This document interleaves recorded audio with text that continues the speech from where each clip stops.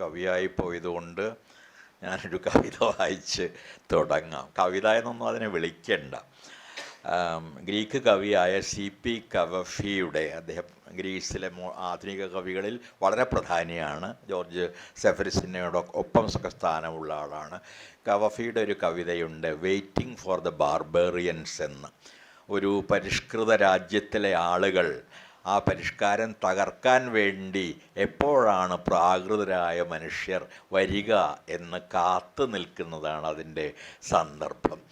ഒരുപക്ഷെ അത്തരമൊരു സന്ദർഭത്തിലൂടെ നമ്മുടെ നാട് കടന്നു പോകുന്ന സമയത്താണ് ഞാൻ അതിൻ്റെ ഒരു തുടർച്ചയെന്ന പോലെ ഒരു കവിത എഴുതിയത്. മുട്ടാളന്മാർ ഒരു നാടൻ വാക്കാണ്, ബാർബേറിയൻസിൻ്റെ ഏതാണ്ട് ഒരു പരിഭാഷയായിട്ട് വരും.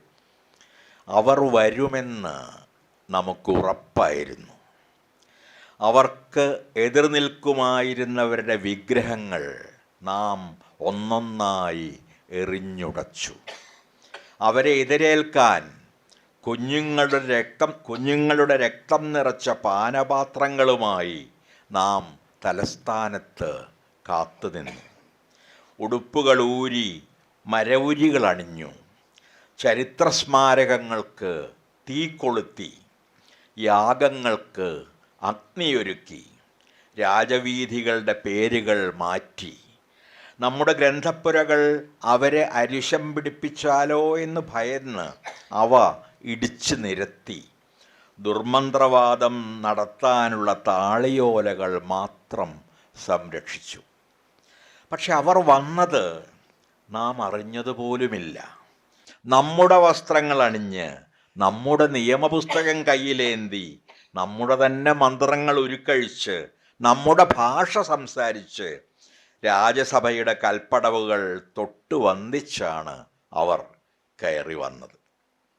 ഒടുവിൽ അവർ കിണറുകളിൽ വിഷം കലക്കാനും കുഞ്ഞുങ്ങളുടെ ഭക്ഷണം തട്ടിപ്പറിക്കാനും ചിന്തകളുടെ പേരിൽ മനുഷ്യരെ എയ്തു വീഴ്ത്താനും തുടങ്ങിയപ്പോഴാണ് നമുക്ക് മനസ്സിലായത് അവർ നമുക്കിടയിൽ, നമുക്കുള്ളിൽ തന്നെയായിരുന്നു എന്ന്.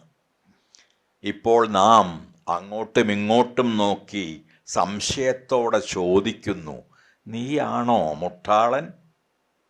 മറുപടിക്ക് പകരം നമ്മുടെ ഭാവിയിൽ മുഴുക്കെ പുക പടർത്തി തീ ആളിപ്പിടിക്കുന്നത് മാത്രം നാം കാണുന്നു. പകയാലും കുഴപ്പമില്ല. മറുപടിക്ക് പകരം നമ്മുടെ ഭാവിയിൽ മുഴുക്കെ പുക പടർത്തി തീ ആളിപ്പിടിക്കുന്നത് മാത്രം നാം കാണുന്നു. നമ്മുടെ ഭാഷ മരണത്തിൻ്റേതാകുന്നതും. നഗരചത്വരത്തിൽ ഇപ്പോൾ നാം രക്ഷകരെയും കാത്തു നിൽക്കുന്നു. അവരും മറ്റാരോ ആണ് എന്ന പോലെ. ഈ അവസാനത്തെ വരിയാണ് നമ്മുടെ മുമ്പുള്ള യഥാർത്ഥ പ്രശ്നം. നമ്മെ രക്ഷിക്കാൻ മറ്റാരോ വരും എന്ന പ്രതീക്ഷ. നമ്മെ രക്ഷിക്കാൻ മറ്റാരുമില്ല.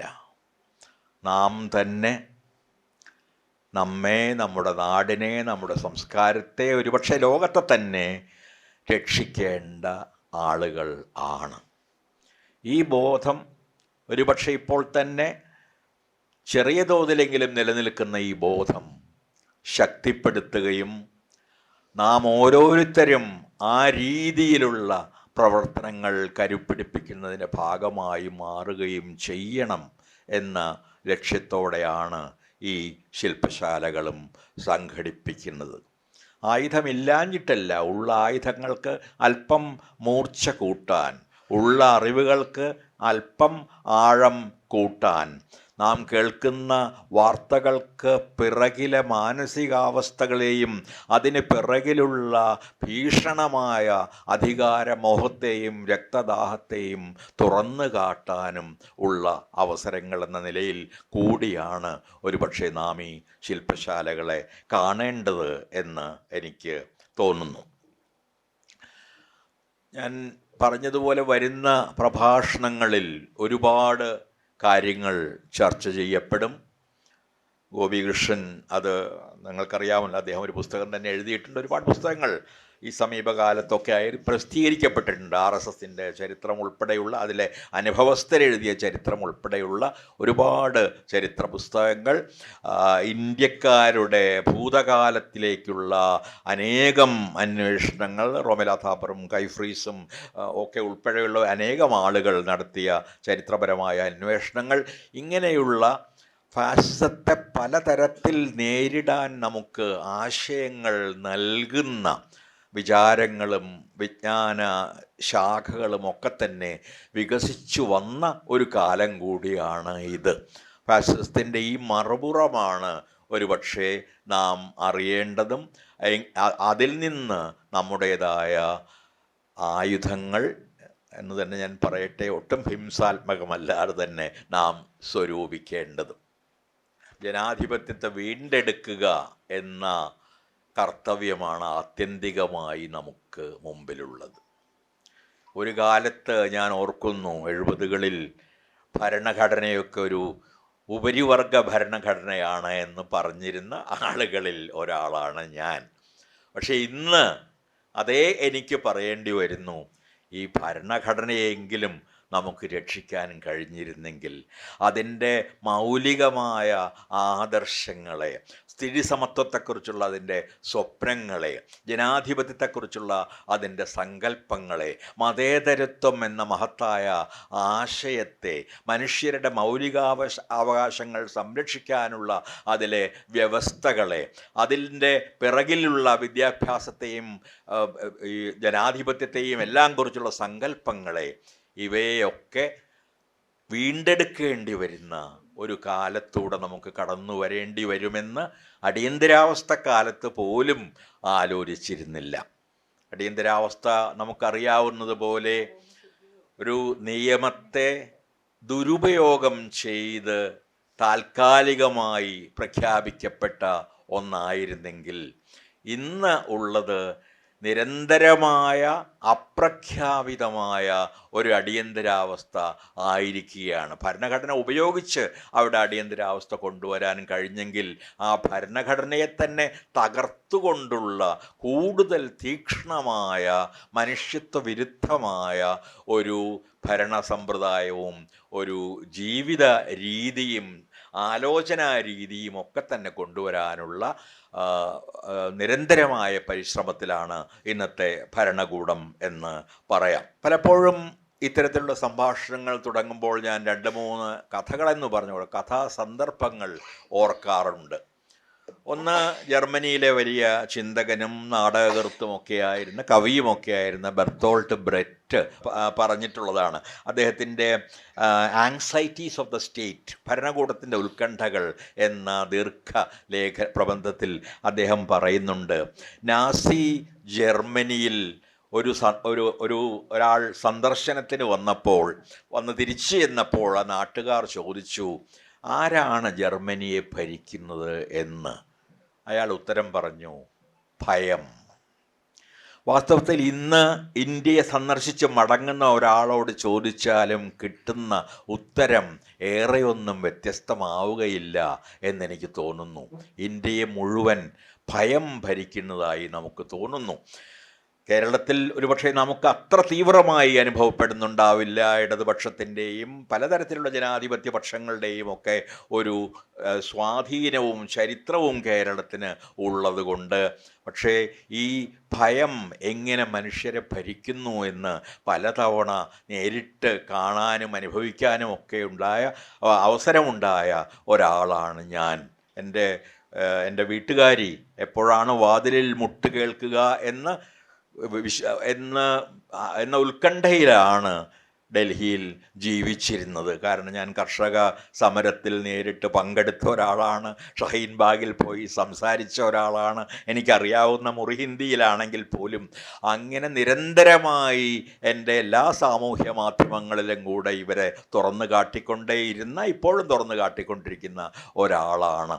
അതുകൊണ്ട് ഇയാളുടെ ഗതിയും സ്റ്റാൻ സ്വാമിയുടെ ആകുമോ, അല്ലെങ്കിൽ ആനന്ദത്തിൽ തുമ്പയുടെ ആകുമോ, അല്ലെങ്കിൽ എൻ്റെ കൂട്ടുകാരനാണ് ആനന്ദത്തിൽ തുമ്പെ, എൻ്റെ വിദ്യാർത്ഥിയായ ഹനി ബാബുവിൻ്റെ ആകുമോ, അതോ ഉമർ ഖാലിദിൻ്റെ ആകുമോ? വിചാരണയില്ലാതെ അനേകം വർഷങ്ങൾ തടവിൽ കിടക്കേണ്ടി വരുന്ന സ്വതന്ത്രചിന്തകരായ, ഒരു കുറ്റവും ഭരണഘടന പ്രകാരം ചെയ്തിട്ടില്ലാത്ത ഈ മനുഷ്യരുടെ ഗതിയാകുമോ എന്ന് ഭയന്നിരുന്ന ഒരു കുടുംബത്തിലാണ് ഞാൻ വളരെ കാലം കഴിഞ്ഞ് പോന്നത്. അതുകൊണ്ട് നിസ്സംശയമായും എനിക്ക് പറയാൻ കഴിയും, ഇന്ത്യയെ ഇന്ന് ഭരിക്കുന്നത് പ്രാഥമികമായും ഭയമാണ്. ഈ ഭയത്തിൻ്റെ പ്രഭവങ്ങൾ അന്വേഷിച്ചു പോകുമ്പോഴാണ് ക്രമേണ നാം ഫാസിസം എന്ന അധികാര വിനിമയ സമ്പ്രദായത്തിലേക്കും അതിൻ്റെ പ്രവർത്തന രീതികളിലേക്കും ഒക്കെ തന്നെ സഞ്ചരിക്കാനും അതിൻ്റെ വേരുകൾ കണ്ടുപിടിക്കാനുമൊക്കെ നിർബന്ധിതരാവുക. കാരണം ഭയം ഭരിച്ച അനേകം നാടുകൾ, ഇപ്പോഴും ഭയം ഭരിക്കുന്ന ഇന്ത്യ മാത്രമല്ല അനേകം രാജ്യങ്ങൾ ഉള്ള ഒരു കാലമാണ് ഇത്. നാം ട്രംപിനെക്കുറിച്ചോ നെതന്യാഹുവിനെക്കുറിച്ചോ ആലോചിക്കുമ്പോൾ, അല്ലെങ്കിൽ ഞാൻ പറയുന്നില്ല അത്രാദ്യം, നമ്മൾ പണ്ട് തന്നെ വിക്ടർ ഓർബനെക്കുറിച്ച് ആലോചിക്കുമ്പോൾ, അല്ലെങ്കിൽ ഫ്രാങ്കോവിനെക്കുറിച്ച് ആലോചിക്കുമ്പോൾ, മുസ്സൊലീനിയെക്കുറിച്ച് ആലോചിക്കുമ്പോൾ, ഹിറ്റ്ലറെക്കുറിച്ച് ആലോചിക്കുമ്പോൾ, പല നിറത്തിലുള്ള സമഗ്രാധിപത്യങ്ങളെക്കുറിച്ചൊക്കെ ആലോചിക്കുമ്പോൾ നാം അവസാനമായി ചെന്നെത്തുക ഇന്നത്തെ അവസ്ഥ ഒരുപക്ഷെ ഒരു കാലത്തിൻ്റെയോ ഒരു രാജ്യത്തിൻ്റെയോ മാത്രമല്ല, ഇത് തുടർന്നു പോരുന്ന അമിതാധികാരത്തിന് വേണ്ടിയുള്ള ആഗ്രഹം കൊണ്ട് ജനാധിപത്യത്തെ തകർക്കുന്ന ഒരു ഇരുണ്ട പാരമ്പര്യത്തിൻ്റെ തുടർച്ചയാണ് എന്ന് ആണ്. രണ്ടാമത്തെ കഥ ലൂയി അരഗൻ എന്ന ഫ്രഞ്ച് കവിയാണ്. അദ്ദേഹം കമ്മ്യൂണിസ്റ്റുകാരനായിരുന്നു. അദ്ദേഹം ഒരു കഥ പറയുന്നുണ്ട് അരാഷ്ട്രീയനായിരുന്ന ഒരാളെക്കുറിച്ച്. ഒരാൾക്ക് രാഷ്ട്രീയത്തോടൊക്കെ വെറുപ്പായിരുന്നു. ഈ രാഷ്ട്രീയം ആകെ തകരാറാണ്. അതുകൊണ്ട് രാഷ്ട്രീയക്കാരോടും രാഷ്ട്രീയ പ്രത്യയശാസ്ത്രങ്ങളോടും രാഷ്ട്രീയ പ്രവർത്തനങ്ങളോടുമൊക്കെ അയാൾക്ക് പുച്ഛമായിരുന്നു. പക്ഷെ അങ്ങനെ ഒരാൾക്ക് ഒരു ദിവസം ഒരു പക്ഷവാതം പിടിപെട്ട് സംസാരശേഷി നഷ്ടപ്പെട്ടു. അയാൾക്ക് ആകെ പറയാൻ കഴിയുന്ന ഒരു വാക്ക് രാഷ്ട്രീയം എന്നത് മാത്രമായി മാറി. ആ ഒരു വാക്ക് പല രീതിയിൽ ഉച്ചരിച്ച്, പല സ്വരങ്ങളിൽ ഉച്ചരിച്ച് അയാൾക്ക് തൻ്റെ ആവശ്യങ്ങളെല്ലാം നിറവേറ്റേണ്ടി വന്നു. ചായ കൊണ്ടുവരൂ എന്ന് പറയാൻ അയാൾ രാഷ്ട്രീയം എന്ന് പറഞ്ഞ് ഞാൻ ഊഹിക്കുകയാണ്, അത് അല്ലെങ്കിൽ ഉച്ചയ്ക്കുള്ള ഭക്ഷണം കൊണ്ടുവരും എന്ന് പറയും, രാഷ്ട്രീയം എന്ന് പറയും. ഇങ്ങനെ പല രീതികളിൽ ഒരു വാക്ക് ഉച്ചരിച്ച്, ഇത് വളരെ വളരെ വളരെ അർത്ഥവത്തായൊരു കഥയാണ്. കാരണം രാഷ്ട്രീയം എന്ന് പറഞ്ഞാൽ കൊടികളും ജാഥകളും രാഷ്ട്രീയ പാർട്ടികളും മാത്രമല്ല, നമ്മുടെ ഓരോ പ്രവൃത്തിയും ഓരോ തിരഞ്ഞെടുപ്പാണ്. നമ്മുടെ ജീവിതത്തിലെ ഓരോ നിമിഷവും നാം ഒരു രാഷ്ട്രീയ ജീവിതം ജീവിക്കുന്നുണ്ട്. നിങ്ങൾക്ക് പാർട്ടി ഉണ്ടായാലും ഇല്ലെങ്കിലും, നിങ്ങളിൽ വായിക്കുന്നവർക്കറിയാം, 80കളിലൊക്കെയാണ് ഞാൻ ഒരുപാട് വായനയുടെ രാഷ്ട്രീയം, സംസ്കാരത്തിൻ്റെ രാഷ്ട്രീയം, മാധ്യമങ്ങളുടെ രാഷ്ട്രീയം, ആരോഗ്യത്തിൻ്റെ രാഷ്ട്രീയം മുതലായ ലേഖനങ്ങൾ എഴുതുന്നത്. പിന്നീട് പാപത്തറയ്ക്ക് ഔദാരിയൊക്കെ എഴുതുമ്പോൾ സ്ത്രീകളുടേതായ വിമോചനത്തിൻ്റെ ഒരു രാഷ്ട്രീയത്തെക്കുറിച്ചും എഴുതുന്നുണ്ട്. അപ്പോൾ രാഷ്ട്രീയം എന്നത് നാം വ്യവഹരിക്കുന്ന സാമാന്യാർത്ഥത്തിൽ ഒതുങ്ങുന്നതല്ല. അതിൽ പലതരത്തിലുള്ള ആധിപത്യങ്ങൾക്ക് എതിരായ ചോദ്യം ചെയ്യലുകളോ അവയ്ക്ക് അനുകൂലമായ നിലപാടുകളോ ഉണ്ട്. അതുകൊണ്ടാണ് എങ്ങോട്ടൊക്കെ പോകുന്നു എനിക്കറിഞ്ഞൂടാ. പലപ്പോഴും ഈ ചില പഴയ വാക്കുകൾക്ക് പെട്ടെന്ന് പുതിയ പ്രസക്തി കിട്ടും. റോസ ലക്സംബർഗിനെ കുറിച്ച് ഞാനൊരു ലേഖനം എഴുതിയത് നക്സലൈറ്റ് പ്രസ്ഥാനമൊക്കെ കുറച്ചൊക്കെ തകർന്ന ഒരു കാലത്താണ്. ലക്സംബർഗ് അന്ന് ലെനിനോട് നടത്തിയ ഏറ്റവും പ്രധാനപ്പെട്ട വാദം നമുക്ക് ജനാധിപത്യം വേണം എന്നതായിരുന്നു. നമുക്ക് നമ്മുടെ ജനങ്ങൾക്ക് ആവിഷ്കാര സ്വാതന്ത്ര്യം നൽകണം എന്നതായിരുന്നു. ലെനിന് തീർച്ചയായും അന്നത്തെ യുദ്ധ സാഹചര്യത്തിൽ ഒരുപക്ഷെ അത് അസാധ്യമായിരുന്നിരിക്കാം. പക്ഷേ ആ വാദത്തിൻ്റെ അർത്ഥം പിന്നീട് വളരെ കാലം കഴിഞ്ഞ് സോവിയറ്റ് യൂണിയൻ തകർന്നപ്പോൾ ബാക്കിയുള്ളവർക്കും കൂടി ബോധ്യമായി എന്നതാണ് സത്യം. അപ്പോൾ ലക്സംബർഗിനെ പോലെ തന്നെ വീണ്ടും വീണ്ടും നമ്മുടെ മനസ്സിലേക്ക് കടന്നു വരുന്ന മറ്റൊരു ചിന്തകനാണ് ഇറ്റാലിയനായ അന്റോണിയോ ഗ്രാംഷി. വളരെ ഫാസിസ്റ്റ് വിരുദ്ധ ചിന്തകൾ അവതരിപ്പിച്ചിട്ടുള്ള ഒരാളാണ്. അദ്ദേഹം ഉപയോഗിച്ചിരുന്ന രണ്ട് വാക്കുകൾ കൂടുതൽ കൂടുതൽ ഭാരമുള്ളതായി വരുന്നതായി എനിക്ക് തോന്നുന്നുണ്ട്. ഒന്ന് ഹെഗേമണി എന്ന വാക്ക്, അങ്ങനെയാണ് അത് ഉച്ചരിക്കുന്നതായി കാണുന്നത്. ഹെഗമണി എന്നൊക്കെ ഉച്ചരിക്കാറുണ്ട്. ഹെഗേമണി എന്ന് പറഞ്ഞാൽ അതിനെ എൻ്റെ സുഹൃത്ത് ടി കെ രാമേന്ദ്രൻ നെടുനായകത്വം എന്ന വാക്ക് ഉപയോഗിച്ചിട്ടുണ്ട്. അത് ഉപയോഗിക്കാം, അല്ലെങ്കിൽ അധീശത്വം എന്ന വാക്ക് ഉപയോഗിക്കാം. പല രീതികളിലുള്ള അധീശത്വങ്ങളുടെ ഒരു സങ്കീർണ സമന്വയമാണ് ഹെഗേമണി എന്ന് പറയുന്നത്. അതിൽ രാഷ്ട്രീയമായ ആധിപത്യമുണ്ട്, പുരുഷാധിപത്യമുണ്ട്, ഈ ഉദ്യോഗസ്ഥ മേധാവിത്വത്തിൻ്റെ അംശങ്ങളുണ്ട്. ഇന്ത്യയിൽ അത് പറയുമ്പോൾ അതിൽ മതാധിപത്യവും ജാത്യാധിപത്യവും വർണ്ണാധിപത്യവും ഉണ്ട്. ഇവയെ അവഗണിച്ചുകൊണ്ട് ഇന്ത്യയിൽ ഒരു തരത്തിലുള്ള കമ്മ്യൂണിസത്തിന് മുന്നോട്ട് പോകാൻ കഴിയുമെന്ന് എനിക്ക് തോന്നുന്നില്ല. അംബേദ്കർ അവഗണിച്ചുകൊണ്ട്, അയ്യങ്കാളിയെ അവഗണിച്ചുകൊണ്ട്, ആ രീതിയിലുള്ള ചിന്തകരെ വർണ്ണത്തിൻ്റെയും ജാതിയുടെയും അടിസ്ഥാനത്തിലുള്ള അസമത്വങ്ങളെ അവഗണിച്ചുകൊണ്ട് മുന്നോട്ട് പോവുക പ്രയാസമാണ്. ഇത് ഞാൻ ഏതെങ്കിലും ഒരാളെ ഉയർത്താൻ വേണ്ടി പറയുകയോ അല്ലെങ്കിൽ പൂർണ്ണമായി അവരോട് യോജിക്കുന്നു എന്ന അർത്ഥത്തിലൊന്നുമല്ല പറയുന്നത്. പക്ഷെ അംബേദ്കറുടെ ഏറ്റവും പ്രധാനമായ ഒരു പ്രസ്താവം വർണ്ണവും ജാതിയും നിലനിൽക്കുന്ന ഒരു നാട്ടിൽ ജനാധിപത്യം സാധ്യമല്ല എന്നാണ്. അത് വല്ലാത്തൊരു വാചകമാണ്, തീവ്രമാണ്, കഠിനമാണ്, പക്ഷെ അത്ര തന്നെ അർത്ഥവത്വമാണ്. കാരണം നാം പ്രാഥമികമായ സമത്വത്തിൽ വിശ്വസിക്കുന്നില്ലെങ്കിൽ മനുഷ്യരെല്ലാം, നമുക്കറിയാം, യാദൃച്ഛികമായാണ് ഒരാൾ ഒരു കുടുംബത്തിൽ പിറക്കുന്നത്. അതിന് പിറകിൽ വലിയ പദ്ധതിയോ, നിങ്ങൾ വിധിയിലൊന്നും വിശ്വസിക്കുന്നില്ലെങ്കിൽ വലിയ പദ്ധതി ഒന്നുമില്ല. ഏതോ ജാതിയിൽ പിറക്കുന്നു, അല്ലെങ്കിൽ ഏതോ വർണ്ണത്തിൽ പിറക്കുന്നു, അല്ലെങ്കിൽ ഏതോ മതത്തിൽ പിറക്കുകയല്ല, പിറന്നതിന് ശേഷമാണ് വാസ്തവത്തിൽ ഇതൊക്കെ ഈ മനുഷ്യർ വെറുതെ നിലവിളിച്ചിരുന്ന കുട്ടി അറിയാൻ ആരംഭിക്കുന്നത്. അതുകൊണ്ട് തന്നെയാണ് അദ്ദേഹത്തിന് ഇത് പറയേണ്ടി വന്നത്. നമ്മൾ ഈ തരത്തിലുള്ള ഒരു എന്താ പറയുക, സ്ട്രക്ചറൽ ഇനെക്വാളിറ്റി എന്ന് വേണമെങ്കിൽ പറയാം, ഘടനാപരമായ അസമത്വം, അത് നിലനിൽക്കുന്നിടത്ത് നാം എത്ര തരത്തിലുള്ള ജനാധിപത്യം നടപ്പിലാക്കിയാലും ഇലക്ഷൻ കമ്മീഷനൊക്കെ സത്യസന്ധമായി പ്രവർത്തിക്കാൻ തുടങ്ങിയെന്ന് വെറുതെ ഒരു നിമിഷം കരുതുക. അല്ലെ, ആ രീതിയിലായാൽ പോലും ആത്യന്തികമായി ഈ ജാതി വ്യവസ്ഥ, വർണ്ണവ്യവസ്ഥ നമ്മെ അസമരാക്കുന്നു. ആ അസമത്വം ഇന്നും ഞാൻ അതിലേക്ക് കിടക്കുക, അത് മറ്റൊരു വിഷയമായി പോകും. നമ്മുടെ നവോത്ഥാനത്തിന് എന്ത് പറ്റി മുതലായ വിഷയങ്ങളിലേക്ക് പോകേണ്ടി വരും. എങ്ങനെയാണ് ജാതി പുതിയ രീതികളിൽ തിരിച്ചു വരുന്നത്, എങ്ങനെയാണ് സാമുദായിക സംഘടനകളെ എല്ലാ കക്ഷികൾക്കും ആശ്രയിക്കുകയും അവരെ കെട്ടിപ്പിടിക്കുകയും അവരാണ് ഗുരുക്കന്മാരെക്കാൾ വലിയ ആളുകൾ അവരാണെന്ന് പറയുകയും ഒക്കെ വേണ്ടി വരുന്നത് മുതലായ ആലോചനകളിലേക്ക് നാം പോകും.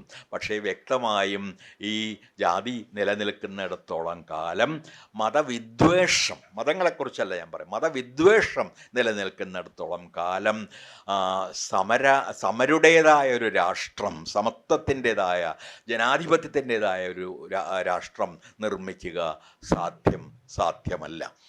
ഈ രീതിയിലുള്ള ഒരു കണ്ടെത്തലാണ്. എന്തിലും രാഷ്ട്രീയമുണ്ടെന്നും ഈ പലതരം രാഷ്ട്രീയങ്ങളുടെ, ഞാൻ നേരത്തെ പറഞ്ഞ പോലെ ഒരു സങ്കീർണ സമന്വയമാണ് ആ നെടുനായകത്വം, ആരാണ് സമൂഹത്തിൽ വിളങ്ങുന്നത്, അധിപരായി വിളങ്ങുന്നത് എന്ന് കാണിക്കുന്നതെന്നും ഉള്ള ആ തിരിച്ചറിവാണ് ഒരുപക്ഷെ ഈ ലൂയി അരഗങ്ങിൻ്റെ ഈ രാഷ്ട്രീയതയെക്കുറിച്ചുള്ള കഥ കാണിക്കുന്നത്. ഞാനിങ്ങനെ കഥകൾ പറഞ്ഞുകൊണ്ടിരിക്കുമോ.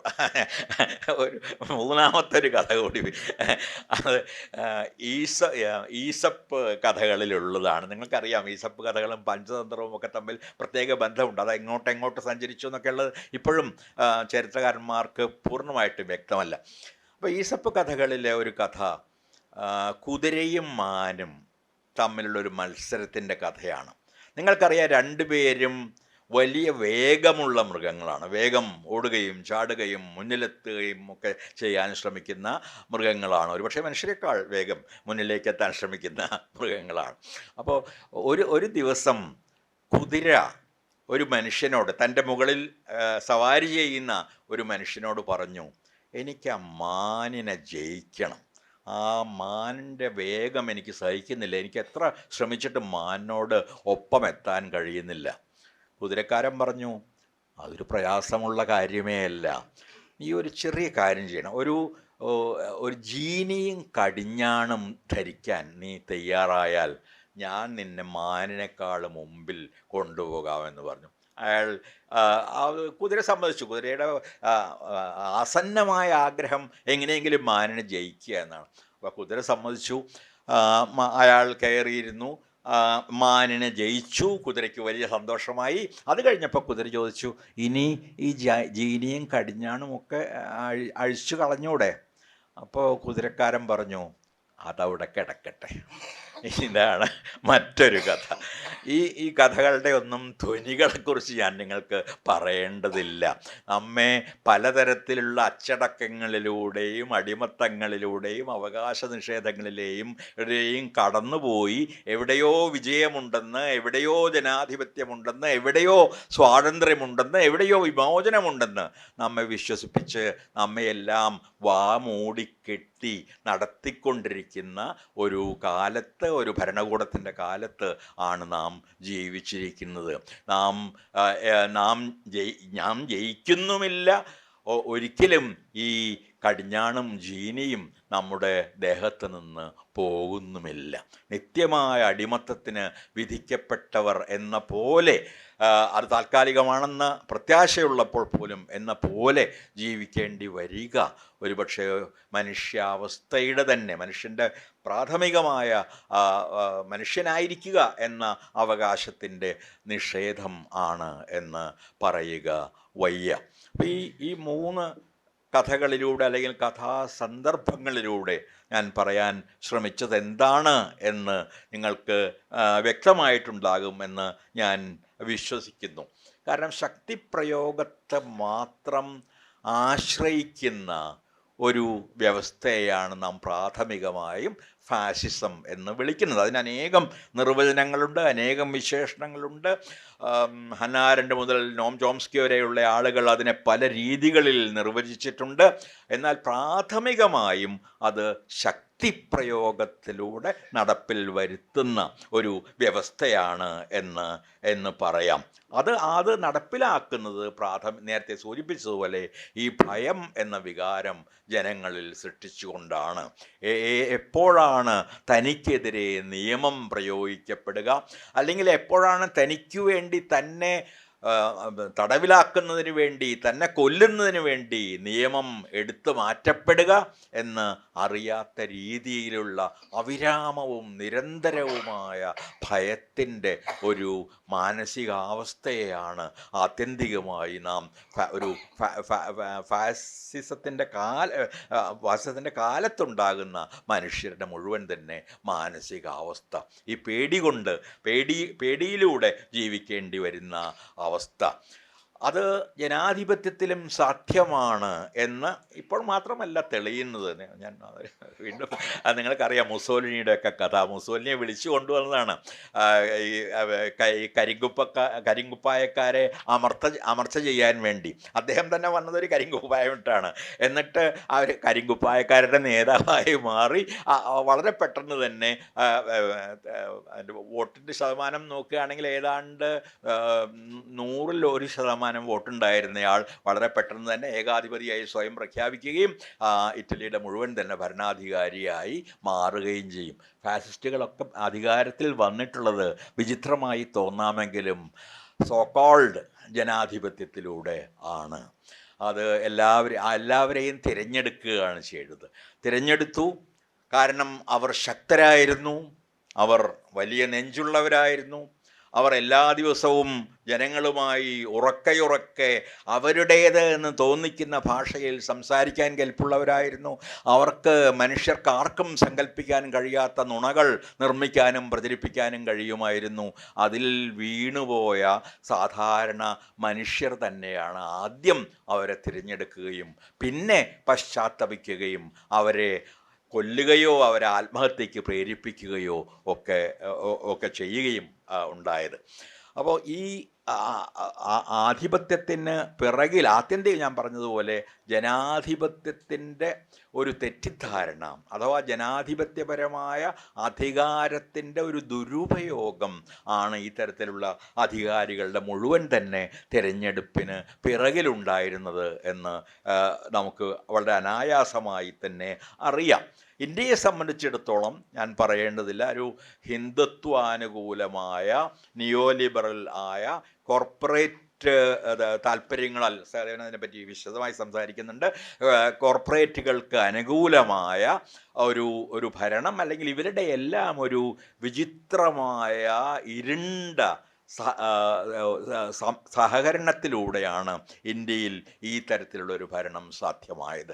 ഒരു ഭാഗത്ത് കോർപ്പറേറ്റുകളുടെ താല്പര്യം സംരക്ഷിക്കുക, നമുക്കറിയാം അതിൻ്റെ പ്രതീകങ്ങൾ എന്ന പോലെ അദാനിയും അംബാനിയും, അങ്ങനെ വലിയതും ചെറിയതുമായ അദാനിമാരെയും അംബാനിമാരെയും നിരന്തരമായി സഹായിക്കുക. അത് ഇൻഷുറൻസ് പണമെടുത്തായാലും ശരി, ജനങ്ങളുടെ നികുതി എടുത്തായാലും ശരി, ഈ വലിയ പണക്കാരെ വലിയ കടങ്ങളിൽ നിന്ന് വളരെ അനായാസമായി രക്ഷപ്പെടുത്തുക, അവർക്ക് പുതിയ പുതിയ പദ്ധതികൾ തുറന്നു കൊടുക്കുക, അവർക്ക് തുറമുഖങ്ങൾ ആരംഭിക്കാനോ അവർക്ക് പദ്ധതികൾ ആരംഭിക്കാനോ ഫാക്ടറികൾ തുടങ്ങാനോ ഒക്കെയുള്ള സൗകര്യങ്ങൾ ചെയ്തു കൊടുക്കുക. ഇതാണ് കോർപ്പറേറ്റ് അനുകൂലമായ ഒരു സാമ്പത്തിക അവസ്ഥയുടെ പ്രാഥമികമായ ലക്ഷ്യം. അതോടൊപ്പം തന്നെ ഇന്ത്യയെ സംബന്ധിച്ചിടത്തോളം ഇത് എല്ലാവരും പറഞ്ഞു കഴിഞ്ഞ പോലെ അറിയാവുന്നതുപോലെ ഒരു ഹിന്ദുത്വ രാഷ്ട്രത്തിൻ്റെ നിർമ്മിതി എന്ന 1914 ഹിന്ദു മഹാസഭ സ്വപ്നം കണ്ടിരുന്ന സ്വപ്നത്തിൻ്റെ ഒരു സാക്ഷാത്കാരം കൂടിയാണ്. ഭയപ്പെടേണ്ട, 100 വർഷമേ എടുത്തുള്ളൂ അവർ അധികാരത്തിൽ എത്താൻ. ആ 100 വർഷത്തിൽ ഓരോ നിമിഷവും അവർ പ്രവർത്തിക്കുകയായിരുന്നു. ഓരോ നിമിഷവും എങ്ങനെയാണ് ഒരു ഹിന്ദു രാഷ്ട്രം നിർമ്മിക്കുക എന്ന് അവർ ആലോചിക്കുകയും അവരുടെ പ്രവർത്തനങ്ങൾ രാഷ്ട്രീയ സ്വയം സേവക സംഘത്തിലൂടെ, തങ്ങളുടെ നേതാക്കളിലൂടെ, തങ്ങളുടെ സവിശേഷമായ നയതന്ത്രങ്ങളിലൂടെ, തങ്ങൾ തിരഞ്ഞെടുക്കുന്ന കൂട്ടുകാരിലൂടെ അവർ നടപ്പാക്കിക്കൊണ്ടിരിക്കുകയും ആയിരുന്നു. ഒരു നൂറ്റാണ്ട് ഈ മതേതരമായ ഒരു ഇന്ത്യയെ ഒരു മതരാഷ്ട്രമാക്കി മാറ്റുന്നതിന് ഒരു നൂറ്റാണ്ട് ഒരു നീണ്ട സമയമാണ് എന്ന് പറയാൻ കഴിയാത്ത വിധത്തിൽ അവർ വേഗത്തിൽ പ്രവർത്തിച്ചു കൊണ്ടിരുന്നു എന്ന് ഇന്ന് തിരിഞ്ഞു നോക്കുമ്പോൾ നമുക്ക് നിശ്ചയമായും മനസ്സിലാകും. അപ്പം നമ്മൾ എന്താണ് തങ്ങളുടെ ഭരണത്തിൻ്റെ അടിത്തറയായി ഈ ഹിന്ദുത്വവാദികൾ ഉയർത്തിപ്പിടിക്കുന്ന പ്രത്യയശാസ്ത്രം അല്ലെങ്കിൽ അതിൻ്റെ സ്വഭാവം, അതിൻ്റെ മൂലക്കല്ലുകൾ ഏതെല്ലാമാണ്? ഒന്ന്, ഹിന്ദു എന്ന മതം. ഇതിൻ്റെയൊക്കെ സത്യങ്ങൾ എനിക്ക് തോന്നുന്നു നാം വളരെ വിശദമായി തന്നെ പരിശോധിക്കേണ്ടത് ഉണ്ട് എന്ന്. ഈ മാരക സഖ്യത്തിന് അടിസ്ഥാനപരമായ കാര്യങ്ങൾ എന്തായിരുന്നു എന്ന് നാം നിശ്ചയമായും പരിശോധിക്കേണ്ടതുണ്ട്. അതുകൊണ്ടാണ് ഈ ഹിന്ദു എന്ന പദത്തിൻ്റെ അർത്ഥം നാം അന്വേഷിക്കേണ്ടി വരുന്നത്. ഇതിനകം അതിൽ പലർക്കും അറിയാവുന്നതാണ്, ഹിന്ദു എന്ന പേരിലൊരു മതം ഒരു കാലത്തും ഉണ്ടായിരുന്നില്ല. പുറത്തു നിന്ന് വന്ന ആളുകൾ, ഇന്ത്യയിലുള്ള ആളുകളെ വിളിക്കാൻ ഉപയോഗിച്ചൊരു വാക്ക് മാത്രമായിരുന്നു. ഇവിടെ ഉണ്ടായിരുന്ന അനേകം ജാതികളും അനേക തരത്തിലുള്ള വർണ്ണങ്ങളും ഇത് മനസ്സിലാക്കാൻ പോലും പുറത്തു നിന്ന് വന്ന ആളുകൾക്ക് പ്രയാസമായിരുന്നു. മിക്കവരും ഏകമത രാഷ്ട്രങ്ങളിൽ നിന്ന് വന്നവരാണ്. അതുകൊണ്ട് ഇന്ത്യക്കാരെ മുഴുവൻ, സിന്ധുവിൻ്റെ തീരത്ത് ജീവിച്ചിരിക്കുന്ന ആളുകളെ മുഴുവൻ വിളിക്കാൻ വേണ്ടി അവരുണ്ടാക്കിയ ഒരു പദമായിരുന്നു അൽ ഹിന്ദോസ് എന്നത്, അല്ലെങ്കിൽ ഹിന്ദു എന്നത്. അറബുകൾ ഉൾപ്പെടെ എല്ലാവരും ഇന്ത്യയിലെ ഈ മനുഷ്യരെ ഹിന്ദുക്കൾ എന്ന് വിളിച്ചു. ഒരു തരത്തിലും സെമിറ്റിക് മതങ്ങളുമായി താരതമ്യപ്പെടുത്താവുന്ന തരത്തിലുള്ളൊരു മതം ഇന്ത്യയിൽ ഉണ്ടായിരുന്നില്ല. ഇന്ത്യയിൽ ഇന്ന് ക്രിസ്തുമതവും ഇസ്ലാം മതവും എല്ലാം ഉണ്ടെങ്കിലും, അല്ലെങ്കിൽ ബുദ്ധമതവും ജൈനമതവും പാഴ്സി മതവും എല്ലാം ചെറിയ തോതിലെങ്കിലും ഉണ്ടെങ്കിലും, ആ രീതിയിലുള്ള ഒരു മതം, ഒരു പ്രവാചകനുള്ള, ഒരു പുസ്തകമുള്ള, ചില പ്രാഥമികമായ ആശയങ്ങളുള്ള ഒരു മതം ഇന്ത്യയിൽ ഉണ്ടായിരുന്നില്ല. അപ്പോൾ അതുകൊണ്ട് അതിനെ നിർമ്മിക്കേണ്ടിയിരുന്നു, ഇൻവെൻറ്റ് ചെയ്യുക എന്നുള്ള അർത്ഥത്തിൽ അത് നിർമ്മിക്കേണ്ടിയിരുന്നു. അതാണ് ഹിന്ദു മഹാസഭ ക്രമേണ ചെയ്തുകൊണ്ടിരുന്നത്. അങ്ങനെ ഒരു മതത്തെ നിർമ്മിച്ചെടുക്കണം. അപ്പോൾ ഒരു പ്രവാചകൻ വേണം. ആരായിരിക്കാം പ്രവാചകൻ? കൃഷ്ണൻ. രാമനുണ്ടായാലും കുഴപ്പമില്ല, രാമകൃഷ്ണൻ്റെ തന്നെ, വിഷ്ണുവിൻ്റെ അവതാരമാണ് രണ്ടുപേരും. അപ്പോൾ കൃഷ്ണൻ പ്രവാചകനായി മാറുന്നു. ഒരു തത്വചിന്തകളെ സമന്വയിക്കുന്ന പുസ്തകമായ ഗീത ഒരു ഗ്രന്ഥം, പുണ്യ ഗ്രന്ഥമായി മാറും. സമന്വയിക്കുന്ന എന്ന് പറഞ്ഞാൽ എനിക്ക് അതിലേക്ക് പോകാൻ സമയമില്ലാത്തതുകൊണ്ടാണ്. നിങ്ങൾക്കറിയാം, അതിൽ അനേക യോഗങ്ങളും ഇന്ത്യയിൽ നിലനിന്നിരുന്ന അനേകം ചിന്താ പദ്ധതികളുടെ സംക്ഷേപങ്ങൾ അതിലുണ്ട്. ഇഷ്ടമുള്ളവർക്ക് ഇഷ്ടം പോലെ അത് വായിക്കുകയും ചെയ്യാം. അത് ഗോൾവാൾക്കർ വായിച്ച ഗീതയല്ല ഗാന്ധി വായിച്ചത് എന്നും നമുക്കറിയാം. അപ്പോൾ അതിൽ പല അധ്യായങ്ങളുള്ളത് കൊണ്ട്, പല തത്വചിന്തകളുള്ളത് കൊണ്ട് പല രീതികളിൽ വായിക്കാനും വ്യാഖ്യാനിക്കാനും കഴിയുന്ന ഗീത. അപ്പോൾ ഗീത അങ്ങനൊരു പുസ്തകം ആയി മാറി. മറ്റ് സങ്കല്പങ്ങൾ, പുണ്യവും പാപവും നരകവും സ്വർഗവും മുതലായ അനേകം സങ്കല്പങ്ങൾ പിന്നീട് വന്നു ചേർന്നു. അതിൻ്റെ ഭാഗമായി ഈ വർണ്ണമെന്ന സങ്കല്പവും അതിൽ ബ്രാഹ്മണ്യത്തിൻ്റെ ആധിപത്യവും കൂടി വന്നു ചേർന്നു. അങ്ങനെ ഹിന്ദു എന്ന് ഇന്ന് വിളിക്കപ്പെടുന്ന രീതിയിലുള്ള ഒരു മതമായി ഇന്ത്യയിലെ ജനങ്ങളുടെ പൊതു മതം മാറിയതിൻ്റെ കഥ കൂടിയാണ് ഹിന്ദു എന്ന വാക്കിൻ്റെ ഉത്ഭവത്തിൻ്റെയും വളർച്ചയുടെയും അതിൻ്റെ അർത്ഥത്തിൻ്റെ പടർച്ചയുടെയും മുഴുവൻ തന്നെ കഥ എന്ന് പറയാം. രണ്ടാമത്തെ കാര്യം ആര്യവംശത്തിൻ്റെ മഹത്വമാണ്. നിങ്ങൾക്കെല്ലാവർക്കും അറിയാം, ഇത് ഹിറ്റ്ലറുടെയും കൂടി അവകാശവാദമായിരുന്നു. ഹിറ്റ്ലർ നടത്തിയ വലിയ വംശഹത്യയ്ക്കുള്ള ന്യായീകരണമായിരുന്നു. അനാര്യരെയാണ് കൊന്നത് എന്ന് പറഞ്ഞാണ് അദ്ദേഹം നടത്തിയ കൊലപാതകങ്ങളെ മുഴുവൻ തന്നെ, അദ്ദേഹം എന്ന് പറയണോ, ന്യായീകരിച്ചത്. ചില വാക്കുകൾ നമ്മൾ വയസ്സുകൊണ്ടും പഴക്കം കൊണ്ടും നമ്മൾ അയാളൊക്കെ അദ്ദേഹമായി മാറിപ്പോകാറുണ്ട്. അപ്പോൾ ഈ രീതിയിലുള്ള ഒരു അതേ അവകാശവാദമാണ് ഇന്നത്തെ ഇന്ത്യ ഭരിക്കുന്ന ആളുകൾ മുന്നോട്ട് വയ്ക്കുന്നത്. ഇന്ത്യ പ്രാഥമികമായും ആര്യന്മാരുടെ ഒരു നാടാണ്. എന്നാൽ ഞാൻ നേരത്തെ സൂചിപ്പിച്ച ചരിത്രകാരന്മാർ, അത് ടോണി ജോസഫ് ആവട്ടെ, അല്ലെങ്കിൽ റോമില താപ്പർ ആകട്ടെ, കൈഫ്രീസ് ആകട്ടെ, ജയമേനോനാകട്ടെ, ഒരുപാട് ആളുകൾ, അനേകം പുസ്തകങ്ങൾ ഇതിനെക്കുറിച്ച് ഇറങ്ങിയിട്ടുണ്ട്. ഹു ആർ ദ ഇന്ത്യൻസ് എന്നുള്ള പുസ്തകം, ഏർലി ഇന്ത്യൻസ് എന്നുള്ള പുസ്തകം, റോമില താപ്പറുടെ ആര്യൻസ് എന്നുള്ള പുസ്തകം. ഇതിലെല്ലാവരും അവർ പറയുന്ന പ്രധാനമായ കാര്യം, ആര്യൻ എന്ന് പറയുന്ന ഒരു റേസ് എന്നുള്ള പറഞ്ഞാൽ വംശം ഇല്ല എന്ന് തന്നെയാണ്. വെറുതെ പറയുകയല്ല, അനേകം ആർക്കിയോളജിക്കലായിട്ടുള്ള തെളിവുകളോടുകൂടി അവരത് വളരെ പ്രത്യക്ഷമായി തന്നെ പറയുന്നുണ്ട്. ആര്യവംശം എന്നൊന്നില്ല എന്നു മാത്രമല്ല, ഏറ്റവും അവസാനം ഇന്ത്യയിലെത്തിയ ആളുകളെയാണ് ആര്യൻസ് എന്ന് പറയുന്നത്. 65,000 മുമ്പ് ആഫ്രിക്കയിൽ നിന്ന് വന്ന ആളുകളാണ് നമ്മുടെ പ്രപിതാമഹർ. അതിനും വളരെ കാലം കഴിഞ്ഞ് വന്ന മെഡിറ്ററേനിയൻ പ്രദേശത്ത് നിന്ന് വന്ന ആളുകളും ആദ്യം ഇവിടെ ഉണ്ടായിരുന്ന ആളുകളും ചേർന്ന വംശങ്ങളാണ് പിന്നീട് വന്നത്. പിന്നീട് ദ്രാവിഡരെന്നൊക്കെ അറിയപ്പെടാൻ തുടങ്ങിയ ആളുകളുടെ ഒരു വലിയ വിഭാഗം ഈ രണ്ട് വംശങ്ങളും ചേർന്നുണ്ടായതാണ്. പിന്നീട് അവസാനം വന്നിട്ടുള്ള സാഗരോ കർഷകരും ആയിട്ട് വന്നിട്ടുള്ള ഈ മധ്യേഷ്യയിൽ നിന്ന് വന്നിട്ടുള്ള ഒരു വിഭാഗത്തെയാണ് ആര്യന്മാർ എന്ന് വിളിക്കുന്നത്. പക്ഷെ അത് അവർ സ്വയം ആര്യന്മാരെന്ന് വിളിച്ചിരുന്നില്ല. ഭാഷയിൽ ഒരു കുടുംബമുണ്ട്, ഇൻഡോ ആര്യൻ കുടുംബം, അതിൽപ്പെട്ടതാണ് സംസ്കൃതം. ഭാഷാശാസ്ത്രജ്ഞർക്ക് എല്ലാവർക്കും അറിയാവുന്നൊരു കാര്യമാണ്. അതുപോലെ സംസ്കൃതവും ജർമ്മനുമൊക്കെ ആയിട്ടുള്ള ഞാനും ഈ പഴയ ഓൾഡ് ഇംഗ്ലീഷ് ആയിരുന്നു എൻ്റെ പ്രത്യേക വിഷയം, അതുകൊണ്ട് പ്രത്യേകം പഠിച്ചിട്ടുള്ള കാര്യമാണിത്. ഈ പഴയ പല വാക്കുകളും, ജർമ്മൻ വാക്കുകളും പിന്നീട് അത് ചിലതൊക്കെ ഇംഗ്ലീഷ് വാക്കുകളായി മാറി സംസ്കൃത വാക്കുകളായിട്ട് വളരെ അടുപ്പമുള്ള വാക്കുകളാണ് ഇന്നത്തെ സംസ്കൃത വാക്കുകളുമായി. കാരണം അത് ഒരൊറ്റ കുടുംബത്തിൽ നിന്ന് വരുന്ന വാക്കുകളാണ് ഇവ എന്നത്. അവയെ ഒരു ഭാഷാ കുടുംബം എന്ന നിലയ്ക്ക് ഇൻഡോ ആര്യൻ കുടുംബം എന്ന് പറയുന്നു. പക്ഷെ അതേസമയം ആര്യന്മാരെന്ന് പറയുന്ന ഒരു നമ്മൾ എത്നിക് സെൻസിൽ, അതായത് വംശാർത്ഥത്തിൽ ആ തരത്തിലുള്ള ആര്യന്മാരെന്ന് വിളിക്കാവുന്ന തരത്തിലുള്ള ഒരു വംശം നിലനിൽക്കുന്നതേ ഇല്ല. അതുകൊണ്ട് ആരാണ് ആര്യന്മാരെന്ന് ഇന്ന് അന്വേഷിക്കാനും വളരെ വളരെ വിഷമാണ്. വാസ്തവത്തിൽ ഈ ഈ കേരള ലിറ്റററി ഫെസ്റ്റിവൽ കോഴിക്കോട് നടക്കുമ്പോൾ ഒരിക്കൽ ഞാൻ പറയും നമുക്ക് ഈ ഒരു ടെസ്റ്റിങ്ങിനുള്ള DNA ടെസ്റ്റിനുള്ള ഒരു ഏർപ്പാട് അവിടെ ചെയ്യാം, കുറച്ച് പൈസ കൊടുത്താൽ മതി, DNA ടെസ്റ്റ് ചെയ്യാൻ. ഒരുപാട് പേര് ചെയ്തു. അപ്പോൾ മനസ്സിലായി നമ്മുടെ രക്തത്തിൽ ആഫ്രിക്കക്കാരുടെ രക്തമുണ്ട്, പിന്നീട് വന്ന ആളുകളുടെ രക്തമുണ്ട്, ഇറാനിയൻ ഉൾപ്പെടെയുള്ള ആളുകളുടെ രക്തമുണ്ട്, ഈ ഇവിടെ ആദ്യം മുതലേ താമസിച്ചിരുന്ന ആദിവാസികളുടെ രക്തമുണ്ട്.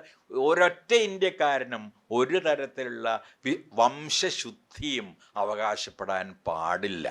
ഈ ശുദ്ധിവാദങ്ങളെ ഞാൻ അശുദ്ധിക്ക് വേണ്ടി ഒരു കവിത തന്നെ എഴുതിയിട്ടുണ്ട്. അപ്പോൾ ശുദ്ധിവാദങ്ങളെ വളരെ സംശയിക്കുന്ന ഒരാളാണ് ഞാൻ. കാരണം എല്ലാ ഫാസിസത്തിൻ്റെയും അടിയിൽ ഈ തരത്തിലുള്ള വിശുദ്ധിവാദങ്ങൾ ഉണ്ട്.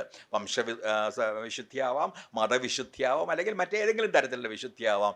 ഈ ശുദ്ധിവാദങ്ങളും പൂർണ്ണതാവാദങ്ങളും ഇത് രണ്ടും വളരെ കുഴപ്പം പിടിച്ചതാണ്. മനുഷ്യർ അപൂർണരായിരിക്കണം, മനുഷ്യർ അശുദ്ധരായിരിക്കണം എന്ന ഒരു സംശയവും എനിക്ക് തോന്നിയിട്ടില്ല. അപ്പോൾ ആ രീതിയിലുള്ള ഒരു ശുദ്ധിവാദത്തിലൂടെയാണ്, നിലനിൽക്കാത്ത ഒരു പരീക്ഷണത്തെയും അതിജീവിക്കാൻ ഇടയില്ലാത്ത ഒരു ശുദ്ധിവാദത്തിലൂടെയാണ് ഈ ആര്യവംശം സൃഷ്ടിക്കപ്പെട്ടതും ആര്യവംശജരാണ് ഇന്ത്യയിൽ ഉള്ളതെന്നും ഇന്ത്യയിലെ പ്രാഥമികത്വം, വംശപ്രാഥമികത്വം അവർക്കാണെന്നും ഉള്ള പ്രചാരണം ഈ പാർട്ടികൾ, ഹിന്ദുത്വ കക്ഷികൾ നടത്തി പോന്നിട്ടുള്ളത്. ഇതോടൊപ്പം പറയേണ്ട ഒരു കാര്യം, മൂന്നാമത്തെ ഒരു കാര്യമുണ്ട്, തീർച്ചയായിട്ടും ഹിന്ദിയാണത്. ഇത് ശരിക്കും പറഞ്ഞാൽ ഹിന്ദു, ആര്യൻ, ഹിന്ദി എന്നുള്ളതാണ് മൂന്ന് പ്രധാനപ്പെട്ട മുദ്രാവാക്യം. ഹിന്ദി എന്ന മുദ്രാവാക്യം വിന്ധ്യൻ കടന്നാൽ അവർ പറയില്ലെന്ന് മാത്രമേ ഉള്ളൂ. പക്ഷേ പ്രാഥമികമായും ഹിന്ദിയാണ് ഇന്ത്യക്കാരുടെ ഭാഷ എന്ന് വിചാരിക്കുന്നുണ്ട്. ഹിന്ദി എന്നൊരു ഭാഷയുണ്ടോ? ഹിന്ദു ഇല്ല, ആര്യനില്ല, ഹിന്ദി എന്നൊരു ഭാഷയുണ്ടോ? വടക്കിന്ത്യയിൽ വളരെ കാലം ജീവിക്കുകയും സഞ്ചരിക്കുകയും ചെയ്ത ഒരാളെന്ന നിലയ്ക്ക് എനിക്കറിയാം. കാശിയിൽ പോയാൽ അവർ പറയും, നിങ്ങൾ സംസാരിക്കുന്ന ഭാഷ എന്താ? ബനാറസി. ബീഹാറിൽ പോയി ചോദിക്കും, നിങ്ങൾ സംസാരിക്കുന്ന ഭാഷ എന്താ? അത് ബീഹാറി. ഉത്തരാഖണ്ഡിൽ പോയാൽ അല്ലെങ്കിൽ അവർ പറയും ഉത്തരാഖണ്ഡിയാണെന്ന്, അല്ലെങ്കിൽ ബുന്ദേൽഖണ്ഡ്, അവർ പറയും ബുന്ദേൽഖണ്ഡി ആണ് എന്ന് അവരുടെ ഭാഷ എന്ന്. എന്തിന് രാജസ്ഥാനി എന്ന വളരെ വ്യത്യസ്തമായ ഭാഷയെ പോലും വിശാല ഹിന്ദിയുടെ ഭാഗമാക്കിക്കൊണ്ടാണ് ഹിന്ദി ഇന്ത്യയിലെ ഏറ്റവും വലിയ ഭാഷയാവുകയും നമ്മളെയൊക്കെ കുട്ടിക്കാലത്ത് നമ്മുടെ അറിവില്ലാത്ത അധ്യാപകർ എന്ന് പറയാൻ പാടില്ല, പക്ഷേ അന്ന് വേണ്ടത്ര അന്വേഷിച്ചിട്ടില്ലാത്ത അധ്യാപകർ ഹിന്ദിയാണ് നമ്മുടെ രാഷ്ട്രഭാഷ എന്ന് പഠിപ്പിച്ചതും.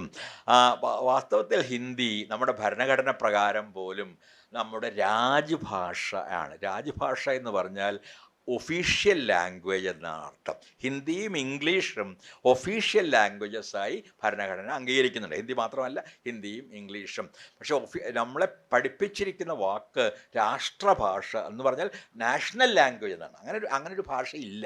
നമുക്ക് അനേകം ഭാഷകളുണ്ട്, അംഗീകരിക്കപ്പെട്ട 23 ഭാഷകളും അത് കൂടാതെ അനേകം ഭാഷകളും ഇന്ത്യയിൽ സംസാരിക്കപ്പെടുന്നുണ്ട്. ഇന്നത്തെ കണക്കനുസരിച്ച് ഏതാണ്ട് 600 ഭാഷകൾ ഇന്ത്യയിൽ ഉപയോഗിക്കപ്പെടുന്നുണ്ട്. 1800 ഭാഷകൾ ഉണ്ടായിരുന്നൊരു കാലമുണ്ടായിരുന്നു. പല ഭാഷകളും ഇല്ലാതായി. ചിലപ്പോഴൊക്കെ ഒരാൾ മരിക്കുമ്പോൾ, സമീപകാലത്ത് ആൻഡമാൻസിൽ ഒരു സ്ത്രീ മരിച്ചതോടെ ഒരു ഭാഷയും മരിച്ചു.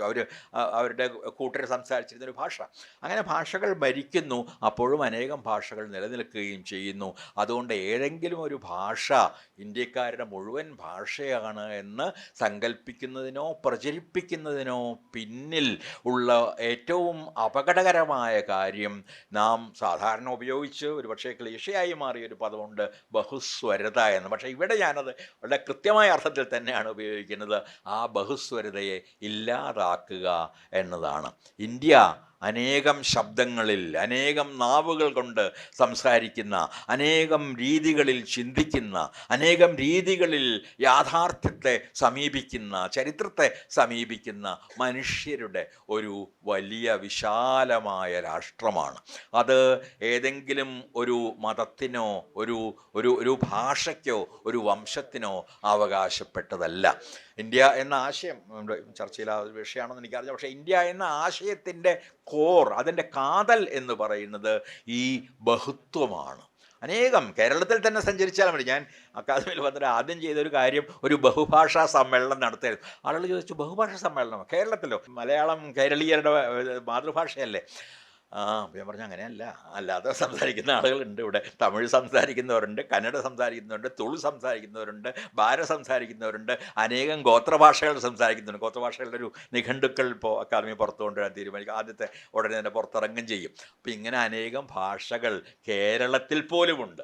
അപ്പോൾ ഓരോ സംസ്ഥാനത്തും അന്വേഷിച്ച് നോക്കുക എത്ര ഭാഷകൾ അവിടെ സംസാരിക്കപ്പെടുന്നുണ്ട് എന്ന്. പുറമേ കാണുന്ന ഭാഷകൾ മാത്രമല്ല, അടിച്ചമർത്തപ്പെട്ട മനുഷ്യരുടെ നെടുവീർപ്പുകൾ നിറഞ്ഞ, കണ്ണീർ നിറഞ്ഞ, വേദന നിറഞ്ഞ ഭാഷകളും ഇന്ത്യയിൽ നിലനിൽക്കുന്നുണ്ട്, അല്ലെങ്കിൽ നിലനിൽപ്പിന് വേണ്ടി ആഗ്രഹിക്കുന്നുണ്ട്. പക്ഷെ പലപ്പോഴും നാം അവയൊക്കെ അടിച്ചമർത്തി ഭൂരിപക്ഷത്തിൻ്റെ ഭാഷ അടിച്ചേൽപ്പിക്കുകയാണ് ചെയ്ത് പോന്നിട്ടുള്ളത്.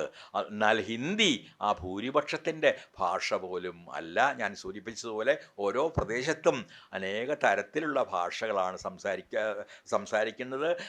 അവയെ എല്ലാം ഹിന്ദിയുടെ രൂപങ്ങളാണ് എന്ന് പറഞ്ഞാണ് ഹിന്ദിയെ വലിയ ഭാഷയാക്കി. ഇന്ത്യയിൽ ഏറ്റവും അധികം ആളുകൾ സംസാരിക്കുന്ന ഭാഷ കൃത്യമായ കണക്ക് പ്രകാരം തെലുങ്കാണ്, ഹിന്ദി അല്ല. ഹിന്ദി സംസാരിക്കുന്ന ഒരു എന്താ പറയുന്നത്, മാനക ഹിന്ദി സംസാരിക്കുന്ന ആളുകൾ ഒരു ചെറിയ ഭൂരിപക്ഷമാണ്. അതിന് ഉള്ളിൽ നടക്കുന്ന യുദ്ധങ്ങളെക്കുറിച്ച് ഞാൻ കൂടുതൽ പറയുന്നില്ല. പക്ഷേ ഒരു കാര്യം മാത്രം പറയാം, ഈ ഹിന്ദിയെ സംസ്കൃതവൽക്കരിക്കാനുള്ള ഒരു യത്നം ആദ്യം മുതലേ തന്നെ ഹിന്ദുത്വവാദികൾ നടത്തിപ്പോന്നിട്ടുണ്ട്. കാരണം ഹിന്ദി ഇത്രയും ശക്തമായ ഒരു ആവിഷ്കാര ഭാഷയായി മാറിയത് ഉറുദുവിൻ്റെ സാന്നിധ്യം കൊണ്ടാണ്. പ്രേംചന്ദിനെ ഉറുദു സംസാരിക്കുന്ന ആളുകൾ ഒരു ഉറുദു എഴുത്തുകാരനായിട്ട് ആണ് കാണുന്നത്. ഗാന്ധി സംസാരിച്ചതും ഈ ഹിന്ദിയെക്കുറിച്ചല്ല, ഹിന്ദുസ്ഥാനി എന്ന പദമാണ് അദ്ദേഹം ഉദ്ദേശിച്ചത്. ഹിന്ദുസ്ഥാനി എന്ന് പറയുമ്പോൾ ഹിന്ദിയല്ല, ഹിന്ദിയും ഉറുദുവും കാരണം അദ്ദേഹം അതൊരു മതമൈത്രിയുടെ കൂടി, നമ്മൾ അതിൻ്റെ ഒരു വേദിയിലാണ് നിൽക്കുന്നത്, മതമൈത്രിയുടെ കൂടി പ്രതീകമായി കണ്ടു. ഈ സംസ്കൃതവുമായി ബന്ധപ്പെട്ട ഹിന്ദിയും ഉറുദുവും, അധികവും ഇസ്ലാം ജനത സംസാരിക്കുന്ന ഉറുദുവും വളരെ ഒന്നിച്ചു വരുന്നൊരു ഭാഷയാണ് നമുക്ക് വേണ്ടത് എന്ന് മതമൈത്രിയിൽ വിശ്വസിച്ചതുപോലെ തന്നെ അദ്ദേഹം കരുതുകയും അത് പറയുകയും ചെയ്തു. അപ്പോൾ ഈ ഉറുദു വാക്കുകളെ ക്രമേണ ഇല്ലാതാക്കാൻ, ഉറുദുവൈസ് എന്നൊരു വാക്ക് സാധ്യമാണെങ്കിൽ അത് നിരുർദുവൽക്കരിക്കുക ഒരു വാക്കുണ്ടാക്കട്ടെ. അപ്പോൾ അങ്ങനെ ആക്കുകയും സംസ്കൃതവൽക്കരിക്കുകയും ചെയ്തുകൊണ്ടാണ് ഈ ഹിന്ദിയെ മാറ്റിയെടുക്കുകയും അത് ഹിന്ദുക്കളുടെ മാത്രം ഭാഷയാക്കി മാറ്റുകയും ചെയ്യുന്നത്. ഇന്ത്യയെ ഹിന്ദുക്കളുടെ മാത്രം രാജ്യമാക്കി മാറ്റാനുള്ള ഭീകരമായൊരു ഗൂഢാലോചനയുടെ ഒരു ഭാഗം തന്നെയാണ് ഹിന്ദിയെ ഒരു സംസ്കൃതവുമായി ബന്ധപ്പെട്ട ഭാഷയായി മാറ്റാനുള്ള ഈ ശ്രമവും അതിൽ നിന്ന് ഉറുദു വാക്കുകൾ എടുത്തു കളയാനുള്ള ശ്രമവും. അപ്പോൾ ഹിന്ദു, ആര്യൻ, ഹിന്ദി, ഞാൻ അതിൻ്റെ ദീർഘചരിത്രത്തിൽ ഒന്നും പോയിട്ടില്ല. കാരണം ഹിന്ദു മഹാസഭയുടെ സ്ഥാപനം തൊട്ടുള്ള 1914 തൊട്ടുള്ള ചരിത്രങ്ങളുണ്ട്, RSSൻ്റെ സ്ഥാപനമുണ്ട്, ഗവാറിൻ്റെ വരവുണ്ട്, സവർക്കർ വന്നതോടുകൂടി ഹിന്ദു മഹാസഭയ്ക്കൊരു ഒരു വർഗീയ ചായ്വ് വരുന്നുണ്ട്. അത് ആ ഭയമാണ് പിന്നീട് പാകിസ്ഥാൻ, ഇതൊന്നും ആളുകൾ വിശ്വസിക്കില്ല, മുസ്ലിങ്ങളാണ് പാകിസ്ഥാൻ സൃഷ്ടിച്ചതെന്നാണ് പൊതുവെയുള്ള വിശ്വാസം, അല്ലെങ്കിൽ പ്രചരിപ്പിക്കപ്പെടുന്ന ഒരു വിശ്വാസം. പക്ഷേ നമുക്ക് ചരിത്രം പഠിക്കുന്ന ആർക്കും അറിയാം, ഈ ഹിന്ദു മഹാസഭയുടെ പ്രവർത്തനങ്ങളും അവരുടെ ആവർത്തിച്ചുള്ള മുദ്രാവാക്യവും സ്വതന്ത്ര ഇന്ത്യ ഹിന്ദുക്കളുടേതായിരിക്കും എന്നുള്ള ആവർത്തിച്ചുള്ള മുദ്രാവാക്യവും മുസ്ലിങ്ങൾക്കിടയിൽ വലിയ ഭയം സൃഷ്ടിച്ചു. സ്വതന്ത്ര ഇന്ത്യ നമ്മുടേതാവില്ലയോ എന്ന ഭയം. പക്ഷെ ആ ഭയം മാത്രമായിരുന്നില്ല കാരണം, അത് മുതലെടുക്കാൻ ഒരു തരത്തിലും മുസ്ലിം എന്ന് വിളിക്കാൻ കഴിയാത്ത ജിന്ന മുന്നോട്ട് വരികയും തൻ്റെ അധികാരമോഹത്തിന് വേണ്ടി ആ ചെറിയ മിക്കവാറും നിശബ്ദമായിരുന്ന പ്രതിഷേധത്തെ മുതലെടുക്കുകയും അതിൻ്റെ ഒരു മൈക്രോഫോൺ കൊടുത്ത് അതിന് ശബ്ദം വർദ്ധിപ്പിക്കുകയും ഒക്കെ തന്നെ ചെയ്തു. ആ ഭയത്തിൽ നിന്നാണ് ഇന്ത്യ വിഭജനത്തിൻ്റെ ആരംഭം. തീർച്ചയായും അത് പിന്നീട് വളരെ രക്തപങ്കിലമായ ലഹളകൾക്ക് കാരണമായ കാര്യമൊക്കെ നമുക്കറിയാം. നമ്മൾ നവഖലി മറന്നിട്ടില്ല, നമ്മൾ അഭയാർത്ഥി പ്രവാഹങ്ങൾ, അങ്ങോട്ടും ഇങ്ങോട്ടുമുള്ള അഭയാർത്ഥി പ്രവാഹങ്ങൾ മറന്നിട്ടില്ല. അവരുടെ പിന്തുടർച്ചക്കാരിലേക്ക് കുത്തിവെക്കപ്പെട്ട ചരിത്രത്തിൻ്റെ സവിശേഷതകൾ ഒരുപക്ഷെ നാം അറിഞ്ഞിട്ടില്ലെങ്കിൽ നാം അറിയേണ്ടതുണ്ട്. അവരോടൊക്കെ പറഞ്ഞത്, അവരുടെ പിതാക്കൾ പറഞ്ഞത്, ഞങ്ങൾ പാകിസ്ഥാനിൽ ഞങ്ങൾക്ക് ഓടിപ്പോരേണ്ടി വന്നു, ഇന്ത്യയിൽ ഞങ്ങൾക്ക് ഓടിപ്പോകേണ്ടി വന്നു, അതുകൊണ്ട് അവർ നമ്മുടെ ശത്രുക്കളാണ്. ഈ ഒരു രണ്ട് ഭാഗത്തും ഉണ്ട് ഈ ഈ വിദ്യാഭ്യാസം. നമ്മുടെ ശത്രുക്കളാണ് എന്ന് പറഞ്ഞ് പഠിപ്പിച്ച് ക്രമേണ ഈ ഒരു അപരവൽക്കരണം, ഇസ്ലാമിൻ്റെ അപരവൽക്കരണം ഇവിടെയും മറ്റു മതങ്ങളുടെ അപരവൽക്കരണം പാകിസ്ഥാനിലും ഒരേപോലെ നടന്നു എന്നതാണ് സത്യം. അതുകൊണ്ട് ഈ അപരവൽക്കരണത്തെ ചെറുക്കണമെങ്കിൽ നാം ഇന്ത്യയുടെ ഒരു നമ്മൾ സിൻക്രറ്റിക് എന്ന് പറയും, അതായത് പല തരത്തിലുള്ള മതങ്ങളൊക്കെ ചേർന്നിട്ടുള്ള ഒരു ഉത്ഗ്രഥന പാരമ്പര്യം എന്ന് വേണമെങ്കിൽ പറയാം. ഒരു ഉത്ഗ്രഥനത്തിൻ്റെ പാരമ്പര്യം നാം വീണ്ടെടുക്കേണ്ടതുണ്ട്. അങ്ങനെ ഒരു പാരമ്പര്യം നമുക്കുണ്ട്. അത് അനേകം ഉദാഹരണങ്ങളുണ്ട്. ഗുരു നാനാക്കിൻ്റെ ഗ്രന്ഥസാഹിബ് നമുക്കറിയാവുന്നതുപോലെ എല്ലാ മതങ്ങളുടെയും ഉത്തമ തത്വങ്ങളെ സ്വാംശീകരിക്കുന്ന ഒന്നാണ്. പുസ്തകത്തെ ആരാധിക്കുന്ന ഒരുപക്ഷെ ഒരേ ഒരു മതമാണ്. പുസ്തകങ്ങളെല്ലാ മതങ്ങൾക്കും ഉണ്ടെങ്കിൽ പോലും പുസ്തകത്തെ ആരാധനാപാത്രമാക്കുന്ന ഒരു മതമാണ് നാനാക്കിൻ്റെ മതം. എല്ലാ മതങ്ങളിലെയും സ്നേഹവും കാരുണ്യവും ദയയും എല്ലാ രീതിയിലുമുള്ള മൂല്യങ്ങളെ സ്വാംശീകരിക്കുന്ന ഒരു മതമാണ് നാനാക്ക് സൃഷ്ടിച്ചത്. അത്തരമൊരു മതം അക്ബർ സ്വപ്നം കണ്ടിരുന്നു. നമുക്ക് എല്ലാവർക്കും അറിയാം. ദീൻ ഇലാഹി എന്ന് പറയുന്ന കാരുണ്യത്തിൻ്റെതായ ഒരു മതം അക്ബറും സ്വപ്നം കാണുകയെങ്കിലും ചെയ്തിരുന്നു.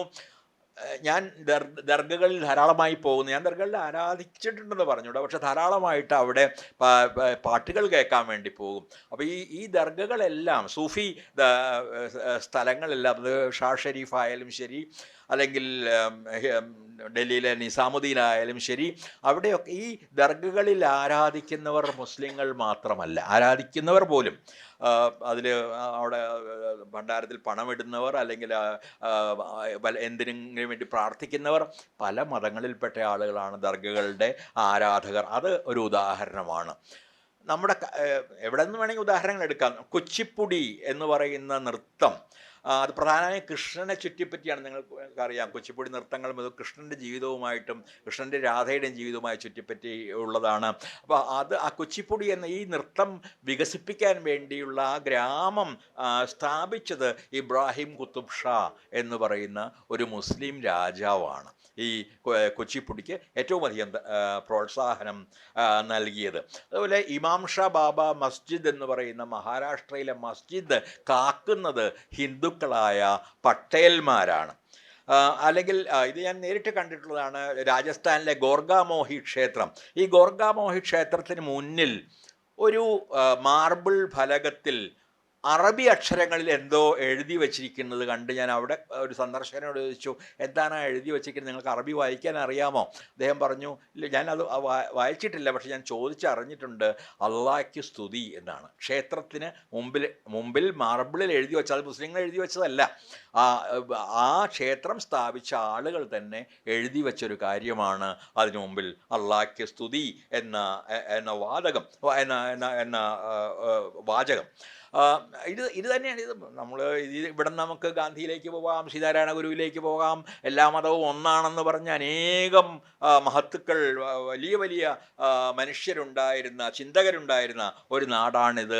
നമ്മുടെ ഭക്തി സൂഫി പാരമ്പര്യങ്ങളിലേക്ക് പോകാം. നമുക്ക് കബീറിലേക്കോ നാനാക്കിലേക്കോ നാമദേവനിലേക്കോ തുക്കാറാമിലേക്കോ ഒക്കെ ഇവിടുന്ന് സഞ്ചരിക്കാം. കാരണം ഇവരെല്ലാവരും തന്നെ ആത്യന്തികമായി മതങ്ങളുടെ ഐക്യത്തെക്കുറിച്ച്, മതങ്ങളുടെ ഒരുമയെക്കുറിച്ച്, മതങ്ങളുടെ എല്ലാം പ്രഭവം ആത്യന്തികമായി മാനുഷിക മൂല്യങ്ങളാണ് എന്ന സത്യത്തെക്കുറിച്ച് വീണ്ടും നമ്മെ ഓർമ്മിപ്പിക്കുന്നവരാണ്. ഇന്നും കബീർ വായിക്കുമ്പോൾ എന്നോട് സംസാരിക്കുന്നതായിട്ടാണ് എനിക്ക് തോന്നാറ്. അതുകൊണ്ട് ഞാൻ സാഹിത്യ തത്വങ്ങളിലേക്ക് പോകുന്നില്ല. പക്ഷേ ഞാൻ വയസ്സുകാലത്ത് ഞാൻ എത്തി നിൽക്കുന്ന പ്രധാനപ്പെട്ട സാഹിത്യ തത്വങ്ങളിലൊന്ന്, ഈ പല പ്രസ്ഥാനങ്ങളുടെ പേരിലൊക്കെ സാഹിത്യം അറിയപ്പെടുന്നുണ്ടെങ്കിലും ആത്യന്തികമായി ഈ എല്ലാ കാലത്തെയും വലിയ എഴുത്തുകാർ എല്ലാ കാലത്തോടും സംസാരിക്കുന്നുണ്ട്. ഇന്ന് ഞാൻ ഷേക്സ്പിയറിൻ്റെ ഹാംലെറ്റ് വായിക്കുമ്പോൾ to be or not to be എന്നുള്ളത് എൻ്റെ ചോദ്യം കൂടിയായി മാറുന്നു.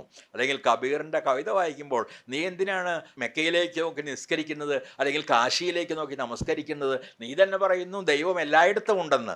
ഇങ്ങനെ കബീർ പറയുമ്പോൾ ഇത് കബീർ അക്കാലത്തിന് വേണ്ടി മാത്രം പറഞ്ഞതല്ല, എല്ലാ കാലത്തിനും വേണ്ടി പറഞ്ഞതാണ്. ഇത്തരത്തിലുള്ള അനേകം വരികളും കവിതകളും ഒക്കെ നമുക്ക് കണ്ടെത്താൻ കഴിയും. ഞാൻ എൻ്റെ കോവിഡ് കാലം ചെലവിട്ടത് നിങ്ങൾക്ക് ചിലർക്കറിയാം. ഭക്തി കവിതകളും സൂഫി കവിതകളും പരിഭാഷ ചെയ്തുകൊണ്ടാണ് 5 പുസ്തകങ്ങൾ. അപ്പോൾ അതിന് കാരണം നമ്മുടെ ഈ ആത്മീയം എന്ന് പറയുന്ന പാരമ്പര്യത്തിൽ തന്നെ ഈ മഹത്തായ സ്നേഹത്തിൻ്റെ, ഒരുമയുടെ, മൈത്രിയുടെ, കരുണയുടെ, ഉപേക്ഷയുടെ ഒക്കെയായ വലിയ ഒരു മൂല്യസമ്പത്ത് ഉണ്ട്. ആ മൂല്യത്തെ നമുക്ക് വീണ്ടെടുക്കാനായാൽ മതങ്ങളെ നമുക്ക് ആചാരപരമായ മതങ്ങളിൽ ആചാരങ്ങൾ ഞാൻ വേണമെന്നോ വേണ്ടെന്നൊന്നും പറയുന്നില്ല, പക്ഷേ അതിനപ്പുറം എവിടെ നിന്നാണ് ഈ മതങ്ങൾ ഉണ്ടായത് എന്ന ചോദ്യം ചോദിക്കുകയാണെങ്കിൽ മനുഷ്യരൊക്കെ ഒന്നാണ് എന്ന വിശ്വാസത്തിൽ നിന്ന് തന്നെയാണ്. ഒരു മതവും പറഞ്ഞിട്ടില്ല മറ്റ് മതങ്ങളിലുള്ളവരെല്ലാവരും നരകത്തിൽ പോകുമെന്ന്, അല്ലെങ്കിൽ ഞങ്ങളുടെ മതത്തിൽ വിശ്വസിച്ചാലേ സ്വർഗത്തിൽ പോകാൻ കഴിയുള്ളൂ എന്ന്. അവരെല്ലാവരും പറഞ്ഞത് ഇസ്ലാം പറയുന്നത് സാഹോദര്യത്തെക്കുറിച്ചാണ്. ബുദ്ധൻ പറയുന്നത് നേരത്തെ പറഞ്ഞ പോലെ മൈത്രിയെയും കരുണയെയും ഉപേക്ഷയെയും മുദിതത്തെയും കുറിച്ചാണ്. ജൈനൻ പറയുന്നത് ഹിംസയില്ലാത്ത, സ്വപ്നം കാണുന്നത് ഹിംസയില്ലാത്ത ഒരു ലോകമാണ്. ഇങ്ങനെ ഏത് മതം, ക്രിസ്ത്യാനിറ്റി അല്ലെങ്കിൽ ക്രിസ്തു മതം ചാരിറ്റിയെ ഏറ്റവും വലിയൊരു മൂല്യമായിട്ട് കാണുന്നു. മറ്റുള്ളവരെ സഹായിക്കുക എന്നത്, ദരിദ്രരെ സഹായിക്കുക എന്നത്, പാവപ്പെട്ട മുക്കുവരോടാണ് ആദ്യമായി ക്രിസ്തു സംസാരിക്കുന്നത്. ഇങ്ങനെ ഏത് മതത്തിൻ്റെയും അടിയിലേക്ക് നാം പോവുകയാണെങ്കിൽ അവിടെ ഉണ്ടായിരുന്നത് മനുഷ്യ സ്നേഹമായിരുന്നുവെന്നും അവർ ചില മൂല്യങ്ങളെ സൃഷ്ടിക്കാനോ വീണ്ടെടുക്കാനോ ശ്രമിക്കുകയായിരുന്നു എന്നും കാണാനും കഴിയും. ഇന്ത്യ ഇത്രയും കാലം നിലനിന്ന് പോന്നത് ഈ മഹാഐക്യത്തിൻ്റെ അടിസ്ഥാനത്തിലാണ്. ഈ മതങ്ങളുടെ സംവാദങ്ങൾ അക്ബറൊക്കെ നേരിട്ട് സംഘടിപ്പിച്ചിരുന്ന ആളുകളാണെന്ന് അറിയാം. അക്ബറിൻ്റെ കോർട്ടിലാണ് എല്ലാ മതപണ്ഡിതരെയും പല വിഭാഗങ്ങളിൽപ്പെട്ട ആളുകളെയും കൊണ്ടുവരികയും അവരെയൊക്കെ സംവാദങ്ങളിൽ ഏർപ്പെടുത്തുകയും ചെയ്തിരുന്നത്. അപ്പോൾ അത്തരത്തിലുള്ള കാര്യങ്ങൾ നമുക്ക് കണ്ടെത്താൻ കഴിയും. ഞാൻ വളരെ കുട്ടിക്കാലത്ത് ഉപനിഷത്തുകൾ വായിച്ച ഒരാളാണ്. 19-20 വയസ്സ് കാലത്താണ് എല്ലാ പ്രധാനപ്പെട്ട ഉപനിഷത്തുകളും വായിക്കുന്നത്. അപ്പോൾ ഉപനിഷത്തുകൾ വായിക്കുമ്പോഴും ഇത്തരത്തിലൊരു തോന്നലാണ്. അതൊരു മതഗ്രന്ഥമായിട്ട് ഞാൻ കണ്ടിട്ടേ ഇല്ല, ഒരിക്കലും കാണാൻ കഴിഞ്ഞിട്ടില്ല. ആ തരത്തിലുള്ളൊരു ഒരു വാക്യം അല്ലെങ്കിൽ ബ്രഹ്മത്തിൻ്റെ നിർവചനം തന്നെ കേനോപനിഷത്തിലാണത്. ന തത്ര ചക്ഷുർഗച്ഛതീന വാഗച്ഛതീന മന ന വിത്മോ ന വിജാനീമോ യഥൈ തദനുശിഷ്യാത് എന്ന് പറഞ്ഞാൽ നമ്മൾ അതിനെ അറിയാൻ കഴിയില്ല, അതിനെ അറിയിക്കാൻ കഴിയില്ല, അതെന്താണെന്ന് കൃത്യമായിട്ട് നിർവചിക്കാൻ കഴിയില്ല, കണ്ണിനവിടെ എത്താൻ കഴിയില്ല, കാതിനവിടെ എത്താൻ കഴിയില്ല. ഈ രീതിയിലാണ് ബ്രഹ്മത്തെക്കുറിച്ച് നിർവചിക്കുന്നത്. എന്ന് പറഞ്ഞാൽ മഹാപ്രപഞ്ചത്തിൻ്റെ അജ്ഞേയതയെക്കുറിച്ചുള്ള അഗാധമായൊരു വെളിപാടാണ് അത്തരമൊരു ശ്ലോകത്തിന് പിന്നിലുള്ളത്. എല്ലാം അറിയാൻ കഴിയുന്നതല്ല, ബ്രഹ്മത്തെപ്പോലും അറിയാൻ കഴിയില്ല. അതുകൊണ്ട് ഈ ബ്രഹ്മാണ്ടമെന്ന് പലപ്പോഴും വിളിക്കപ്പെടാറുള്ള ഈ പ്രപഞ്ചത്തെയും മുഴുവനായി എത്ര ശാസ്ത്രം പുരോഗമിച്ചാലും നാം ഇപ്പോൾ തന്നെ ഈ സോളാർ സിസ്റ്റത്തിൻ്റെ, സൗരയൂഥത്തിൻ്റെ ഒരു ഭാഗത്തെ കണ്ടെത്തിയിട്ടുള്ളൂ. നമ്മൾ ജീവിക്കുന്നതാണെങ്കിൽ അതിൻ്റെ ഏതോ മൂലയ്ക്കുള്ളൊരു കൊച്ചു ഗ്രഹത്തിൽ നമ്മൾ നാളെ കാലാവസ്ഥാ വ്യതിയാനമൊക്കെ വന്ന് നശിച്ചു പോകാനിടയുള്ള ഒരു വംശം. അപ്പോൾ അവിടെ ഇരുന്ന് ആലോചിക്കുമ്പോൾ അറിയാം ഇനി എത്ര ഗ്രഹങ്ങളിരിക്കുന്നു ഇവിടെ തന്നെ, അതുപോലെ എത്ര ഗോളങ്ങൾ, എത്ര ഗലാക്സികൾ ഇരിക്കുന്നു. ഇതിനെ മുഴുവൻ നമുക്ക് എന്തെങ്കിലും അറിയാൻ കഴിയുമെന്ന് വിശ്വസിക്കുന്നത് ആണ് വാസ്തവത്തിൽ അന്ധവിശ്വാസം. അപ്പോൾ ഈ പ്രപഞ്ചത്തിൻ്റെ അജ്ഞേയതയെ ഒരു വയസ്സം പറയുന്ന ഒരു കൂട്ടിയാൽ മതി, പക്ഷേ കുറക്കാലം ജീവിച്ചൊരു മനുഷ്യൻ പറയുന്നതാണ്. അപ്പോൾ ഈ പ്രപഞ്ചത്തിൻ്റെ അജ്ഞേയതയെ നമ്മൾക്ക് അംഗീകരിക്കേണ്ടതുണ്ട്. ഒരുപക്ഷെ എല്ലാ കാലത്തും ഒരു പക്ഷേ നമുക്ക് ഈ പ്രപഞ്ചത്തെ അതിൻ്റെ പൂർണ്ണതയിൽ മനസ്സിലാക്കാനും കഴിയും എന്ന് വരില്ല. ഞാൻ പലപ്പോഴും ഈ ഭക്തി കവികളെ പറ്റിയൊക്കെ പറയുന്നത്, ഭക്തിയെ തന്നെ ഞാൻ നിർവചിക്കുന്നത് ഈ തരത്തിലാണ്. ഈ പ്രപഞ്ചത്തിൻ്റെ ഈ വലിപ്പത്തിൻ്റെ മുമ്പിലുള്ള വിനയം, അതാണ് അതിപ്പോൾ അതിനൊരു വിഗ്രഹത്തിൻ്റെ മുമ്പിൽ പോയി കുമ്പിടുകയോ നമസ്കരിക്കുകയോ മണിയടിക്കുകയോ പൂജിക്കുകയോ ഒന്നും വേണ്ട. ഈ മഹാലോകത്തിൻ്റെ ഏതോ മൂലയ്ക്കലാണ് ഈ മനുഷ്യൻ ഇരിക്കുന്നത്. ആലപ്പാടിൻ്റെ കണ്ണീർത്തുള്ളിക്ക് പോലും ഉണ്ടായിരുന്ന ഈ അവയർനെസ്, ആ ഒരു ബോധം ഉണ്ടല്ലോ, ആ ബോധം എനിക്ക് തോന്നുന്നു വളരെ പ്രാഥമികമാണ് എന്ന്. ഞാനിവിടെ ഒരു മതപ്രസംഗം നടത്താൻ വന്നതല്ല, മതത്തിന് വേണ്ടിയുമല്ല ഞാൻ വാദിക്കുന്നത്. ഞാനൊരു കാലത്ത് മതത്തിൽ വിശ്വസിക്കുകയോ അമ്പലങ്ങളിൽ പോവുകയോ പള്ളികളിൽ പോവുകയോ ഒന്നും ചെയ്തില്ല, ആഘോഷങ്ങൾ പാട്ട് കേൾക്കാനൊക്കെ അല്ലാതെ. എന്നാൽ പോവാറുമുണ്ട്. ഇരിഞ്ഞാലക്കുട ക്രിസ്ത്യൻ പള്ളിയിൽ സ്ഥിരമായിട്ട് ഇടയ്ക്കിടയ്ക്ക് പോവും. ആഘോഷങ്ങൾ ഉണ്ടാകുമ്പോൾ ക്രിസ്തുവത്തിൻ്റെ നക്ഷത്രം നോക്കും. അല്ലെങ്കിൽ ക്ഷേത്രങ്ങളിൽ പാട്ട് കച്ചേരി കേൾക്കാനോ കഥകളി കാണാനോ ഒക്കെ പോവും. അങ്ങനെ അല്ലാതെ ആരാധിക്കാൻ വേണ്ടി ഞാൻ പോയിട്ടില്ല എൻ്റെ ഒരു 5 വയസ്സിന് ശേഷം ഒരിക്കലും. അപ്പോൾ അതുകൊണ്ട് ആ തരത്തിലുള്ള ഒരു വളരെ കൃത്യമായി തരംതിരിച്ചൊരു മതത്തിൽ വിശ്വസിച്ചുകൂടാന്നല്ല ഞാൻ പറയുന്നത്. എന്നെ സംബന്ധിച്ചിടത്തോളം അങ്ങനെ വിശ്വാസം ഉണ്ടായിട്ടില്ല. പക്ഷേ ഇങ്ങനെ എന്തോ അതിൻ്റെ പിറകിലുണ്ട് എന്നുള്ളൊരു എങ്ങനെ മതങ്ങൾ ഉണ്ടായി എന്ന് ആലോചിക്കുമ്പോൾ നമുക്ക് മനസ്സിലാവും. ഈ തരത്തിലുള്ള ചില മൂല്യങ്ങൾ ഉണ്ടാക്കാനും മനുഷ്യരിൽ ആത്യന്തികമായൊരു ഹ്യൂമിലിറ്റി, ഒരു വിനയം ഉണ്ടാക്കാനും ഒക്കെ ആയിരിക്കണം ഈ മതപ്രവാചകർ ശ്രമിച്ചത് എന്നതിനെക്കുറിച്ചുള്ള കൂടുതൽ ആലോചനകൾ നമ്മെ അതിലേക്കാണ് നമ്മുടെ ആലോചനകൾ എത്തിക്കുക.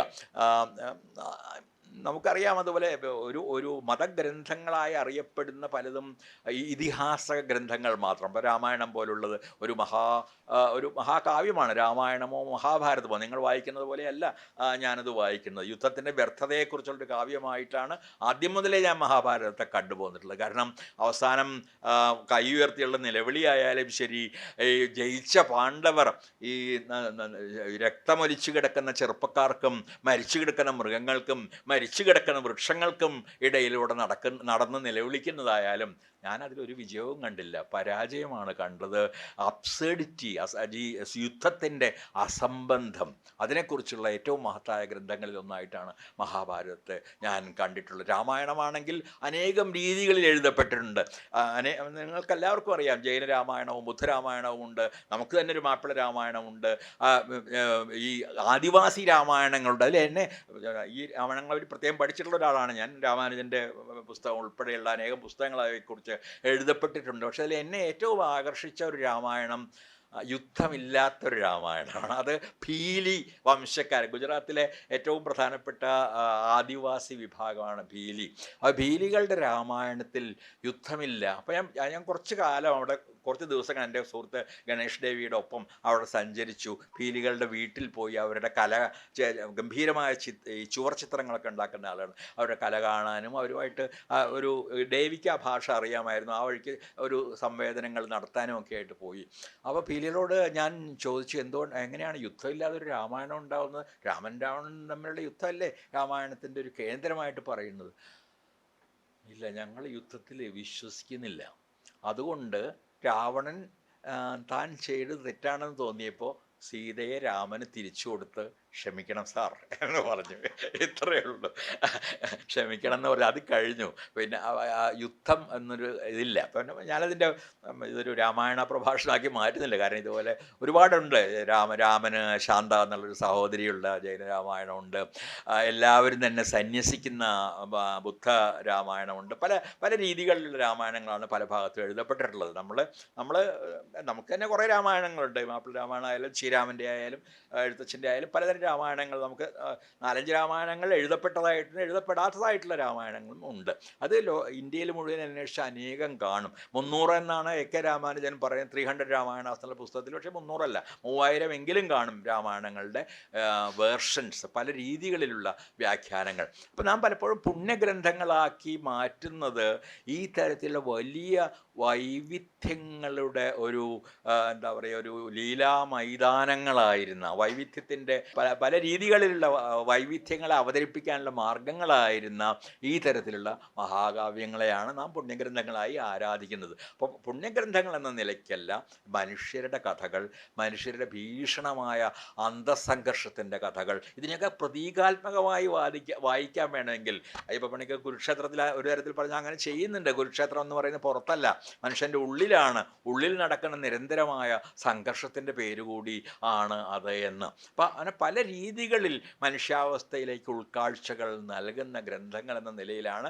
ഇത് മാത്രമല്ല, ഷേക്സ്പിയർ കൃതികളായാലും ഡിവൈൻ കോമഡി ആയാലും ഈ നമ്മൾ മഹത്തായ ക്ലാസിക്കലായിട്ട് കരുതുന്ന ഏത് ഭാഷയിലെ കൃതികളായാലും അവയുടെ എല്ലാം അകത്ത് ഈ തരത്തിൽ തിളയ്ക്കുന്ന, പരസ്പരം പൂരിപ്പിക്കാൻ കഴിയാതെ അല്ലെങ്കിൽ പരസ്പരം സംസാരിക്കാൻ കഴിയാതെ വിഷമിക്കുന്ന മനോഗതികളും വിചാരഗതികളും എല്ലാം തന്നെയുണ്ട്.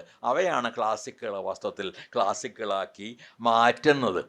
അപ്പോൾ കേരളത്തിലും ഞാൻ ഗോർഗാമോഹിയുടെയൊക്കെ കഥ പറഞ്ഞു, കേരളത്തിലും നമുക്കറിയാം വാവരെ തൊഴുതിട്ടാണ് ശബരിമലയ്ക്ക് കയറുന്നത്. വാവർ സ്വാമി എന്ന ആ ഒറ്റ വാക്കിലുണ്ട് ഈ രണ്ട് മതങ്ങളുടെ ഒരു സവിശേഷമായ സമന്വയ പ്രേമം. രണ്ടും ഒന്നിക്കാൻ ആഗ്രഹിക്കുന്ന രണ്ട് മതങ്ങളുടെ ഒരു സ്നേഹം ആ തരത്തിലുള്ള വാക്കുകളിൽ പോലുമുണ്ട് എന്നറിയാം. അത് അല്ല, അത് പോട്ടെ. രാജസ്ഥാനിലൊക്കെ പോയ മങ്നിയാർമാരൊക്കെ പാടുന്ന പാട്ടുകളിൽ പലപ്പോഴും ഈ മുസ്ലിം ഗാനങ്ങളും ഹിന്ദു ഗാനങ്ങളും ഒരേപോലെ തന്നെ ഉൾപ്പെടുന്നുണ്ട്, അല്ലെങ്കിൽ ആലപിക്കപ്പെടുന്നുണ്ട്. നമ്മുടെ സ്വാതന്ത്ര്യ ഭടരെ എടുക്കുക, ഏതെങ്കിലും മതത്തിൽപ്പെട്ട ആളുകളാണോ നമുക്ക് സ്വാതന്ത്ര്യം നൽകിയത്? അബ്ദുൾ ഗാഫർ ഖാനെക്കുറിച്ച് അല്ലെങ്കിൽ സക്കർ ഹുസൈനെക്കുറിച്ച്, നമ്മുടെ അബ്ദുറഹിമാനെക്കുറിച്ച് ഒക്കെ ആലോചിക്കാതെ നമുക്ക് സ്വാതന്ത്ര്യ സമരത്തെക്കുറിച്ച് ആലോചിക്കാൻ പറ്റുമോ? അപ്പോൾ ഈ രീതിയിൽ നമ്മുടെ ചരിത്രമെടുത്താലും നമ്മുടെ സാഹിത്യമെടുത്താലും ക്ഷേത്ര നിർമ്മാതാക്കളായിരുന്ന മുഗൾ രാജാക്കന്മാരെ എടുത്താലും, നിർമ്മാതാക്കൾ തന്നെയായിരുന്ന മുഗൾ രാജാക്കന്മാർ, ഔറംഗസേബിനെയാണ് ഏറ്റവും മതഭ്രാന്തൻ എന്നൊക്കെ നമ്മളെ പഠിപ്പിച്ചിട്ടുള്ളത്. പക്ഷേ ഈ ഔറംഗസേബും അമ്പലങ്ങൾക്ക് സംഭാവന നൽകിയിട്ടുള്ള ആളാണ്. ഞാൻ ഔറംഗസേബിൻ്റെ ആരാധകനല്ല, അദ്ദേഹത്തിന് ചില മുൻവിധികൾ ഉണ്ടായിരുന്നു. പക്ഷെ അക്ബറിനെ സംബന്ധിച്ച് the greatest of them all, ഇന്ത്യയിലുണ്ടായിട്ടുള്ള ഏറ്റവും വലിയ ചക്രവർത്തിയാണെന്ന ഒരു സംശയമില്ല. അദ്ദേഹം ഒരു തരത്തിൽ നിരക്ഷരനായ ആളായിരുന്നു. അതുകൊണ്ട് ഭയങ്കരമായ ജ്ഞാനതൃഷ്ണയായിരുന്നു. അതിനുവേണ്ടി വിദ്വാൻമാരെ, എല്ലാ മതങ്ങളിലും പെട്ട ആളുകളെ കൊണ്ടുവരികയും അവരോട് അവരുടെ മതങ്ങളെക്കുറിച്ച് സംസാരിക്കാനും തർക്കത്തിലേർപ്പെടാനും പറയുകയും തൻ്റെ കീഴിലുള്ള പ്രദേശങ്ങളുടെ എല്ലാം തന്നെ വലിയ പാട്ടുകാരെ, ചിത്രകാരന്മാരെ, കവികളെ, എല്ലാ തരത്തിലുമുള്ള ഈ കലാകാരന്മാരെ പ്രോത്സാഹിപ്പിക്കുകയും ഒക്കെ ചെയ്ത ഒരു വളരെ മഹാനായ അക്ബർ ദ ഗ്രേറ്റ് എന്ന് പറയുന്ന ഒരു അതിശയോക്തിയും അതിലില്ല എന്ന് തന്നെയാണ് എനിക്ക് തോന്നുന്നത്. വില്യം ഡാർഡമ്പിൾ പറയുന്നുണ്ട് ലോകത്തുണ്ടായിട്ടുള്ള ഏറ്റവും വലിയ ചക്രവർത്തിയാണ് അക്ബർ എന്ന്. അത് അങ്ങനെ പറഞ്ഞാലും അദ്ദേഹം ഒരുപക്ഷെ ഇന്ത്യ കണ്ടിട്ടുള്ള ഒരു വലിയ മനസ്സുള്ള വിശാലമായ ഈ കൺവേർഷനെ പറ്റിയൊക്കെ പറയുമ്പോൾ ഇപ്പോഴൊക്കെ നടപ്പിലുള്ള വിശ്വാസങ്ങളെ പറ്റിയൊക്കെ ആലോചിക്കും അക്ബർ പോലൊരു ചക്രവർത്തി ആഗ്രഹിച്ചിരുന്നില്ലെങ്കിൽ, അല്ലെങ്കിൽ മുഗൾ രാജാക്കന്മാർ ആഗ്രഹിച്ചിരുന്നില്ലെങ്കിൽ ഇന്ത്യയുടെ ഒരു വലിയ ശതമാനം മുസ്ലിങ്ങളാവുമായിരുന്നു. എന്തുകൊണ്ട് അവർ അത് ചെയ്തില്ല? ഇത് ടോളറൻസ് എന്ന് പോലും പറഞ്ഞാൽ പോരാ. കാരണം എനിക്ക് ആ വാക്കും ഇഷ്ടമല്ല. സഹിഷ്ണുത എന്ന് പറഞ്ഞാൽ നമ്മളെങ്ങനെ സഹിക്കുക എന്നുള്ളൊരു തോന്നൽ അതുകൊണ്ട് വരും. സഹിഷ്ണുതയല്ല, പരസ്പര ബഹുമാനം. ഈ മതങ്ങളുടെ സമന്വയം, പരസ്പര സമന്വയത്തിന് അങ്ങനെയാണ് ദീനില്ലാഹിയൊക്കെ വരുന്നത്. അപ്പോൾ ആ തരത്തിലുള്ള മതങ്ങളുടെ സമന്വയം, മതങ്ങളുടെ അന്യോന്യ ആദരവ്, ഇതിൻ്റെയൊക്കെ ഒരു വലിയ മാതൃക, അക്ബറിനെ പോലുള്ള മാതൃകകൾ നമ്മുടെ ഇന്ത്യയിൽ തന്നെ ഉണ്ടായിട്ടുണ്ട്. അതുപോലെ നമ്മുടെ തെയ്യങ്ങളൊക്കെ, മൗലവി തെയ്യം എന്ന് പറഞ്ഞാൽ തെയ്യമുണ്ട്, നമുക്കറിയാം. അപ്പോൾ ഇത് എവിടെ നോക്കിയാലും ഇതിൻ്റെ ഉദാഹരണങ്ങൾ നമുക്ക് ധാരാളമായിട്ട് കാണാൻ കഴിയും. ഈ കേരളത്തിൽ പോലും ഈ ഹിന്ദു ഇസ്ലാം മൈത്രിയുടെ, അല്ലെങ്കിൽ ഹിന്ദു ഇസ്ലാം ക്രിസ്ത്യൻ മൈത്രിയുടെ അനേക രീതിയിലുള്ള ഉദാഹരണങ്ങൾ കാണാൻ കഴിയും. എൻ്റെയൊക്കെ കുട്ടിക്കാലത്ത് ഒരു പള്ളിയിൽ എന്തെങ്കിലും ഒരു പെരുന്നാൾ എന്തെങ്കിലും ആഘോഷം നടക്കുന്നുണ്ടെങ്കിൽ അതിന് മുമ്പിൽ കൂടി പോകുമ്പോൾ ഒരു ഹിന്ദു ഘോഷയാത്ര പോകുന്നത് അവിടെ ചെണ്ടകൊട്ട് നിർത്തും. എനിക്ക് അറിഞ്ഞൂടാ ഇപ്പോൾ ചെണ്ടയ്ക്ക് ശബ്ദം കൂട്ടുകയാണോ ചെയ്യേണ്ടത് എനിക്ക് അറിഞ്ഞുകൂടാ. ചെണ്ടകൊട്ട് നിർത്തുമായിരുന്നു. വെറും ഒരു ചെറിയ ജെസ്ചറാണ്, ചെറിയൊരു ചേഷ്ടയാണത്. പക്ഷെ അത് വളരെ അർത്ഥവത്താണ്. ഞങ്ങൾ നിങ്ങളുടെ മതത്തെയും അതേപോലെ തന്നെ ബഹുമാനം, നേരെ മറിച്ചും ഉണ്ടായിരുന്നു. അതേപോലെ തന്നെ എല്ലാ ഈ മതങ്ങളും പരസ്പരം ബഹുമാനിച്ചിരുന്ന ഒരു കാലമുണ്ട്. മതവിശ്വാസികൾ മതവിശ്വാസമില്ലാത്തവരെ ബഹുമാനിച്ചിരുന്ന ഒരു കാലമുണ്ട്. എൻ്റെ സമീപകാലത്ത് എഴുതിയ ഗുരു എന്നുള്ള നാടകത്തിൽ സഹോദരൻ അയ്യപ്പനും ഗുരുവായിട്ടൊരു സംഭാഷണമുണ്ട്. അപ്പോൾ അതിൽ അയ്യപ്പൻ ഒരു യുക്തിവാദിയായിരുന്നു. പക്ഷെ അയ്യപ്പനോട് ഗുരു പറയുന്നുണ്ട്, ഈ ഇന്ത്യക്കാരുടെ മനസ്സിലേക്ക് പ്രവേശിക്കാൻ, അത് ഗാന്ധി തന്നെ പിന്നെയും പറഞ്ഞു, ഇന്ത്യക്കാരുടെ മനസ്സിലേക്ക് പ്രവേശിക്കാൻ ആത്മീയമായ വഴിയിലൂടെ പ്രവേശിച്ച് പിന്നീട് നമുക്ക് മറ്റു കാര്യങ്ങളിലേക്ക് പോകും. അമ്പലം സ്ഥാപിച്ച അടുത്തൊരു സ്കൂൾ വരും. സ്കൂൾ വന്നാൽ അതിൽ നിന്ന് പുറത്തു വരുന്ന ആളുകൾക്ക് വേണ്ടി ജോലി എടുക്കാനുള്ള സ്ഥലങ്ങൾ വരും. അങ്ങനെയായിരിക്കും കേരളം പുരോഗമിക്കുക എന്നുള്ള ഒരു കാഴ്ചപ്പാടുണ്ട് അതിന് പിറകിൽ. പാരമ്പര്യത്തിൻ്റെ ആരാധന, പാരമ്പര്യത്തിൽ നിന്ന് നല്ല അംശങ്ങൾ തിരഞ്ഞെടുക്കണം എന്ന് തന്നെയാണ് എൻ്റെ അഭിപ്രായം. പക്ഷേ പാരമ്പര്യത്തെ അതേപടി ആരാധിക്കുന്ന രീതി, എല്ലാത്തരം നാനാത്വത്തിൻ്റെയും നിരാസം, നമ്മുടെ ഈ ബഹുസ്വരതയെ ഇല്ലെന്ന് വയ്ക്കുകയും ഏകസ്വരമാക്കി രാഷ്ട്രത്തെ മുഴുവൻ മാറ്റാനുള്ള ശ്രമം നടത്തുകയും ചെയ്യുക, ശാസ്ത്രീയതയ്ക്ക് തികച്ചും വിരുദ്ധമായിരിക്കുക, സംസ്കാരത്തെയും എഴുത്തുകാരുൾപ്പെടെയുള്ള സാംസ്കാരിക രംഗത്ത് പ്രവർത്തിക്കുന്ന ആളുകളെയും എപ്പോഴും സംശയത്തോടു കൂടി മാത്രം നോക്കുക. എപ്പോൾ വേണമെങ്കിലും അറസ്റ്റ് ചെയ്യപ്പെടേണ്ട ആളുകളാണ് ഇവർ എന്നതാണ് കലാകാരന്മാരോടുള്ള പൊതു സമീപനം എന്ന് ആയിരിക്കുക. പ്രതിപക്ഷത്തെ ഒരു ജനാധിപത്യത്തിൽ അനിവാര്യമായ ഒരു ശക്തി, തിരുത്തൽ ശക്തിയായി കാണുന്നതിന് പകരം ഗൂഢാലോചനക്കാരായി കാണുക, പലതരത്തിലുള്ള കുറ്റങ്ങൾ ചുമത്തി ഈ പ്രതിപക്ഷത്തിലുള്ള ആളുകളെ നിശബ്ദരാക്കുകയോ അല്ലെങ്കിൽ അവരെ അറസ്റ്റ് ചെയ്യുകയോ ഉപദ്രവിക്കുകയോ ചെയ്യുക, മരണത്തെ ആരാധിക്കുക. ഈ ഫാസിസ്റ്റുകളുടെ സ്പാനിഷ് ഫാസിസ്റ്റുകളുടെ ഒരു പ്രധാനപ്പെട്ട മുദ്രാവാക്യം വിവാ ലാ മൂർത്തിയെ എന്നായിരുന്നു. മരണം ജയിക്കട്ടെ. അതിന് കാരണം, ഞാൻ മരിക്കാൻ തയ്യാറാണെങ്കിൽ എനിക്ക് നിങ്ങളെ കൊല്ലാനും അധികാരമുണ്ടെന്നാണ് അതിൻ്റെ ധ്വനി. അപ്പോൾ മരണം ജയിക്കട്ടെ, നമ്മളെല്ലാവരും ജീവിതം ജയിക്കട്ടെ എന്ന് വിളിക്കുന്നവരാണ്. നമ്മൾ ഉറക്കെ വിളിച്ചാലും മനസ്സിൽ മാത്രം വിളിച്ചാലും ജീവിതം ജയിക്കട്ടെ എന്ന് വിളിക്കുന്നവരാണ്. അതിന് പകരം മരണം ജയിക്കട്ടെ എന്ന് വിളിക്കുന്ന ആളുകളായിട്ട് ജനതയെ മുഴുവൻ തന്നെ മാറ്റാനുള്ള ശ്രമമുണ്ട്. ആ മുദ്രാവാക്യം അവർ ഉപയോഗിച്ചിട്ടുമുണ്ട്. അതോടൊപ്പം തന്നെ പുരുഷാധികാരം, അത് ഫാസിസത്തിൻ്റെ ഒരു അടിസ്ഥാന ലക്ഷണമാണ്. അത് ഹിറ്റ്ലറെ പോലെ അത്രയും പൊക്കം കുറഞ്ഞ ആളെപ്പോലും സ്തുതിപാഠകർ ലോകത്തിലെ ഏറ്റവും പൊക്കമുള്ള ആളായിട്ടാണ്, അല്ലെങ്കിൽ ഏറ്റവും അധികം ശക്തിയുള്ള ആളായിട്ടാണ്, തൂക്കമുള്ള ആളായിട്ടാണ് അവതരിപ്പിച്ചിരുന്നത്. അതേപോലെ നമുക്കറിയാം, നാം കുറേ കാലമായി കേൾക്കുന്നു നെഞ്ചിൻ്റെ അളവിനെക്കുറിച്ചുള്ള വിസ്താരങ്ങൾ ഉൾപ്പെടെയുള്ള ഈ ശക്തി ഉപാസനകൾ. വലിയ ശക്തനാണ് എന്നതാണ് പ്രധാനം. നല്ലവനാണ് എന്നതല്ല, സ്നേഹമുള്ളവനാണ് എന്നതല്ല, നമ്മുടെ എല്ലാം മിത്രമാണ് എന്നതല്ല, കരുത്തൻ. ഈ കരുത്തൻ എന്ന വാക്ക് വളരെ സംശയത്തോടുകൂടി മാത്രമേ ജനാധിപത്യത്തിൽ നമുക്ക് കാണാൻ കഴിയൂ. അപ്പോൾ അതുകൊണ്ട് കരുത്തിനെയല്ല നാം സ്നേഹിക്കുന്നത് ഒരാളുടെ, പക്ഷേ അയാളുടെ ഹൃദയത്തിന് ചിലപ്പോൾ ദൗർബല്യത്തെ പോലും ആയിരിക്കാം. കാരണം പലപ്പോഴും സ്നേഹം നമ്മളെ ദുർബലരാക്കും, മനുഷ്യരോടുള്ള കാരുണ്യം നമ്മളെ ദുർബലരാക്കും. ആ ദൗർബല്യമാണ് ഈ നമ്മൾ പറയുന്ന മാംസപേശികളുടെ കരുത്തിനേക്കാളും നെഞ്ചിൻ്റെ വീതിയേക്കാളും ഒക്കെ തന്നെ പ്രധാനമായിരിക്കുന്നത്. മനസ്സിലാക്കാത്തത് കൊണ്ട് ഈ പുരുഷത്വം എന്ന് പറയുന്ന ഒരു സങ്കല്പത്തിൻ്റെ ആരാധകർ കൂടിയായിരുന്നിട്ടുണ്ട് എല്ലാ കാലത്തും എല്ലായിടത്തും ഉണ്ടായിട്ടുള്ള ഫാസിസ്റ്റുകൾ എന്ന് പറയാം. അപ്പോൾ ഇതിന് എതിരായി നമുക്ക് ചെയ്യാൻ കഴിയുന്ന ഒരു കാര്യം, ഞാനത് വിവരിക്കുന്നതേ ഇല്ല, ഞാൻ വെറുതെ അങ്ങ് പറഞ്ഞു പോവുകയാണ്. ജനാധിപത്യത്തെ വീണ്ടെടുക്കുക എന്നുള്ളത് പറയാൻ വളരെ ലളിതമായൊരു കാര്യമാണ്. പക്ഷേ ഇങ്ങനെ നമ്മൾ ജനാധിപത്യത്തെ വീണ്ടെടുക്കും. ഒന്നാമത്തെ കാര്യം, ജനാധിപത്യം എന്താണെന്ന് മനസ്സിലാക്കലാണ്. അതും ഞാൻ വിശദാംശങ്ങളിലേക്ക് പോകുന്നില്ല. ഞാൻ പലപ്പോഴും ഉദ്ധരിക്കാറുള്ള ഴാക്ക് റാൻസിയെ എന്ന ഒരു ഫ്രഞ്ച് മാർക്സിസ്റ്റ് ചിന്തകനുണ്ട്. മാർക്സിസ്റ്റ് ചിന്ത വളരെ മുന്നോട്ട് പോയിട്ടോ, പലരും മനസ്സിലാക്കുന്ന പോലെയല്ല, വളരെ പുതിയ ഒരുപാട് ചിന്തകർ അതിൽ വന്നിട്ടുണ്ട്. അപ്പോൾ റാൻസിയെ പറയുന്നുണ്ട്, ജനാധിപത്യം എന്ന് പറയുന്നത് ഈ അദൃശ്യരായവരെ ദൃശ്യരാക്കുന്നതും ഇതുവരെ നാം കേൾക്കാത്ത ശബ്ദങ്ങൾ കേൾപ്പിക്കുന്നതുമായൊരു സംവിധാനമാണെന്ന്. ആരാണ് ഈ അദൃശ്യരായ ആളുകൾ? ആയതല്ല, ആക്കപ്പെട്ട ആളുകളാണ്. അത് ദളിതരാകാം, അവർണരാകാം, അത് ആദിവാസികളാകാം, പലതരത്തിലുള്ള ന്യൂനപക്ഷങ്ങൾ, ലൈംഗിക ന്യൂനപക്ഷങ്ങൾ ഉൾപ്പെടെയുള്ള ന്യൂനപക്ഷങ്ങളാകാം. ഇവരെല്ലാമാണ് അദൃശ്യരാക്കപ്പെട്ട ആളുകൾ. അവരുടെ തന്നെയാണ് കേൾക്കാത്ത ശബ്ദങ്ങളും.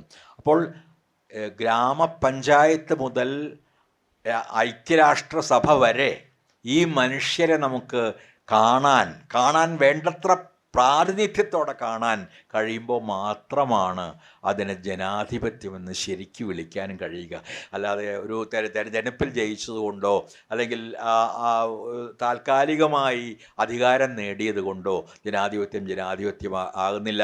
അവിടെയാണ് ഗ്രാംഷിയുടെ രണ്ടാമത്തെ വാക്ക് വരുന്നത്, സബോൾട്ടേൺ, കീഴാളർ. ഈ ഹെജമണി എന്ന് പറയുന്ന നെടുനായകത്വം ഉപയോഗിച്ചതിന് ഒപ്പം തന്നെ അദ്ദേഹം ഉപയോഗിച്ച മറ്റൊരു വാക്കുണ്ട്, കീഴാളർ. കീഴേക്ക് തള്ളി മാറ്റപ്പെട്ട മനുഷ്യരെ മുഴുവൻ ചേർത്ത് പറയുന്ന ഒരു വലിയ വാക്കാണത്. ജയിലിൽ പ്രൊലറ്റേറിയറ്റ് എന്ന വാക്ക് ഉപയോഗിക്കാൻ പറ്റാത്തത് കൊണ്ടുകൂടിയാണ് ഗ്രാംഷി ആ വാക്ക് കണ്ടുപിടിച്ചത്. കാരണം ജയിലിൽ പ്രസൻറ്റ് ഏറിയയിലാണ് വരുന്നത് നിങ്ങൾക്കറിയാം. അപ്പോൾ ജയിലിൽ പ്രൊലറ്റേറിയറ്റ് എന്ന് എഴുതിയാൽ പോലീസുകാർ പിടിക്കും. അപ്പോൾ അതിന് പകരം സബോൾട്ടേൺ ഉണ്ടാക്കിയതാണ്. പക്ഷേ ആ വാക്ക് പിന്നീട് ഉപയോഗിച്ച് അതിൻ്റെ അർത്ഥം വളരെ വിശാലമായി മാറി. ഒരു കാലത്തും അധികാരം ലഭിക്കാത്ത, അധികാരത്തിൽ നിന്ന് മാറ്റി നിർത്തപ്പെട്ട, തള്ളിമാറ്റപ്പെട്ട, ജാതിയുടെ പേരിലോ വർണ്ണത്തിൻ്റെ പേരിലോ ആദിവാസികളായതിൻ്റെ പേരിലോ സ്ത്രീകളായതിൻ്റെ പേരിലോ അതർ ജെൻഡേഴ്സിൽപ്പെട്ട ആളുകളായതിൻ്റെ പേരിലോ തള്ളിമാറ്റപ്പെട്ട ഈ മനുഷ്യർ, ഈ കീഴാളരുടെ യഥാർത്ഥമായ ആധിപത്യം മാത്രമാണ് ജനാധിപത്യത്തിൻ്റെ ഉള്ളടക്കം, അല്ലെങ്കിൽ അങ്ങനെ ആകേണ്ടത്. അപ്പോൾ അതുകൊണ്ടാണ് ഇന്നത്തെ ഒരു ജനാധിപത്യ പ്രവർത്തകൻ അഥവാ പ്രവർത്തക, അല്ലെങ്കിൽ ഇതര ലിംഗങ്ങളിൽപ്പെട്ട ആളുകളായാലും അവർ ഈ എങ്ങനെയാണ് അത്തരത്തിലൊരു ജനാധിപത്യം സ്ഥാപിക്കാൻ കഴിയുക, അത്തരം ജനാധിപത്യത്തിലേക്ക് എങ്ങനെ നമുക്ക് നീങ്ങാൻ കഴിയും എന്ന ചോദ്യമാണ് ചോദിക്കേണ്ടത്. അതിനാദ്യം വേണ്ടത് ജനാധിപത്യത്തിലുള്ള യഥാർത്ഥമായ വിശ്വാസമാണ്. ഞങ്ങൾ ജനാധിപത്യത്തിൽ വിശ്വസിക്കുന്നു എന്ന് തൽക്കാലം അഭിനയിക്കുകയാണ്, നാളെ വിപ്ലവം വരും എന്ന് പറയുകയല്ല. ഞങ്ങൾ ജനാധിപത്യത്തിൽ വിശ്വസിക്കുന്നുവെന്ന് പറയുകയും ജനാധിപത്യത്തിൽ വിശ്വസിക്കുകയും ചെയ്യുകയാണ് വളരെ പ്രധാനമായ കാര്യം. ഈ പറഞ്ഞ തരത്തിലുള്ള ജനാധിപത്യത്തിൽ, ശരിക്കുള്ള അടിത്തട്ടിൽ നിന്നുള്ള ഈ ജനാധിപത്യത്തിൽ വിശ്വസിക്കുക എന്നുള്ളത് അതിൽ ഏറ്റവും പ്രാഥമികമായ കാര്യങ്ങളിലൊന്നാണ്. ഞാൻ അതിൻ്റെ വിശദാംശങ്ങളിലേക്കോ അതിനെതിരായിട്ടുണ്ടായിക്കൊണ്ടിരിക്കുന്ന നീക്കങ്ങളിലേക്കോ പുതിയ നിയമങ്ങളിലേക്കോ പുതിയ വിദ്യാഭ്യാസ പദ്ധതിയുടെ ഭീകരങ്ങളായ ഉള്ളടക്കങ്ങളിലേക്കോ ഒന്നും തന്നെ കടക്കുന്നില്ല. പക്ഷേ ജനാധിപത്യത്തിലുള്ള യഥാർത്ഥമായ വിശ്വാസം അതീവ പ്രധാനമാണ്. ചരിത്രം പഠിക്കുകയും പഠിപ്പിക്കുകയും ചെയ്യുക എന്നത് പ്രധാനമാണ്. ശരിയായ വസ്തുതാപരമായി ശരിയായ സ്ഥാപിക്കപ്പെട്ട തെളിവുകളുള്ള ചരിത്രം പഠിക്കുക, അത് പഠിപ്പിക്കാൻ ശ്രമിക്കുക. ചരിത്രത്തിൻ്റെ എല്ലാ വളച്ചൊടിക്കലുകളെയും നിരന്തരമായി എതിർത്തുകൊണ്ടിരിക്കുക എന്നത് പ്രധാനമാണ്. ആ ചരിത്രത്തെയാണ് ഈ പുതിയ വിദ്യാഭ്യാസ പദ്ധതി ഏറ്റവും ഭീകരമായ രീതിയിൽ വളച്ചൊടിക്കാൻ പോകുന്നതും മാറ്റാൻ പോകുന്നതും. അതുകൊണ്ട് അതിനെ നിരന്തരമായി എതിർത്തേ തീരൂ. മൂന്നാമത് ജനാധിപത്യ സ്ഥാപനങ്ങളെ സംരക്ഷിക്കുക എന്നത്. നമ്മൾ ലിബറൽ എന്ന് പറയുന്ന സ്ഥാപനങ്ങളെ അതിനെ സംരക്ഷിക്കുക. കാരണം നമുക്കറിയാം, പൂനെയിലെ ഫിലിം ടെലിവിഷൻ ഇൻസ്റ്റിറ്റ്യൂട്ടിൽ നിന്നാണ് ആദ്യത്തെ ആക്രമണം ഈ ഫാസിസ്റ്റുകൾ ആരംഭിക്കുന്നത്. പിന്നെ ICHR എടുത്തെടുത്തു. ഇപ്പോൾ സാഹിത്യ അക്കാദമി ഉടനെ, കേന്ദ്ര സാഹിത്യ അക്കാദമി ഉടൻ തന്നെ അതിൻ്റെ ഒരു ആയുധമായി മാറും. അവിടുത്തെ ഇപ്പോഴത്തെ അവസാനത്തെ സെക്രട്ടറിയും ഇന്നലെ അദ്ദേഹത്തിൻ്റെ ടൈം കഴിഞ്ഞു, എൻ്റെ കൂടെ വർക്ക് ചെയ്തിരുന്ന ഒരാളാണ്. അപ്പോൾ അതിൻ്റെ ഓൾറെഡി ഇപ്പോൾ അതിൻ്റെ വൈസ് പ്രസിഡൻറ്റ് BJPയുടെ മഹിളാ വിഭാഗത്തിൻ്റെ തലവയാണ്. ഉടൻ തന്നെ അവർക്ക് പറ്റിയ രീതി പ്രസിഡൻറ്റിനെ തിരഞ്ഞെടുക്കും. അവർ നിയമങ്ങളെ, നെഹ്റു ഉണ്ടാക്കിയ വളരെ ആർക്കും തൊടാൻ പറ്റാത്ത തരത്തിലുള്ള നിയമങ്ങളെ മുഴുവൻ തന്നെ മാറ്റി ഭരണഘടന മാറ്റി എഴുതും. അത് ആ തരം സ്ഥാപനമാകും. അതുപോലെ മറ്റ് അക്കാദമികൾക്കും എല്ലാം തന്നെ സംഭവിച്ചു എന്ന് വരാം. നമ്മൾ ഒരുപാട് സ്ഥാപനങ്ങളെ കണ്ടു, ICPR, ICSSR, ഇങ്ങനെയുള്ള ഇന്ത്യയിലത്തെ പ്രധാനമായിട്ടും നെഹ്റു തുടക്കമിട്ട വളരെ ലിബറലായ സ്വതന്ത്ര സ്ഥാപനങ്ങളെ. അപ്പോൾ ഈ സ്ഥാപനങ്ങളുടെ സ്വാതന്ത്ര്യം സംരക്ഷിക്കുക എന്നത് ആത്യന്തികമായി ജനാധിപത്യത്തെ സംരക്ഷിക്കുന്നതിൻ്റെ ഒരു ഭാഗമാണ്.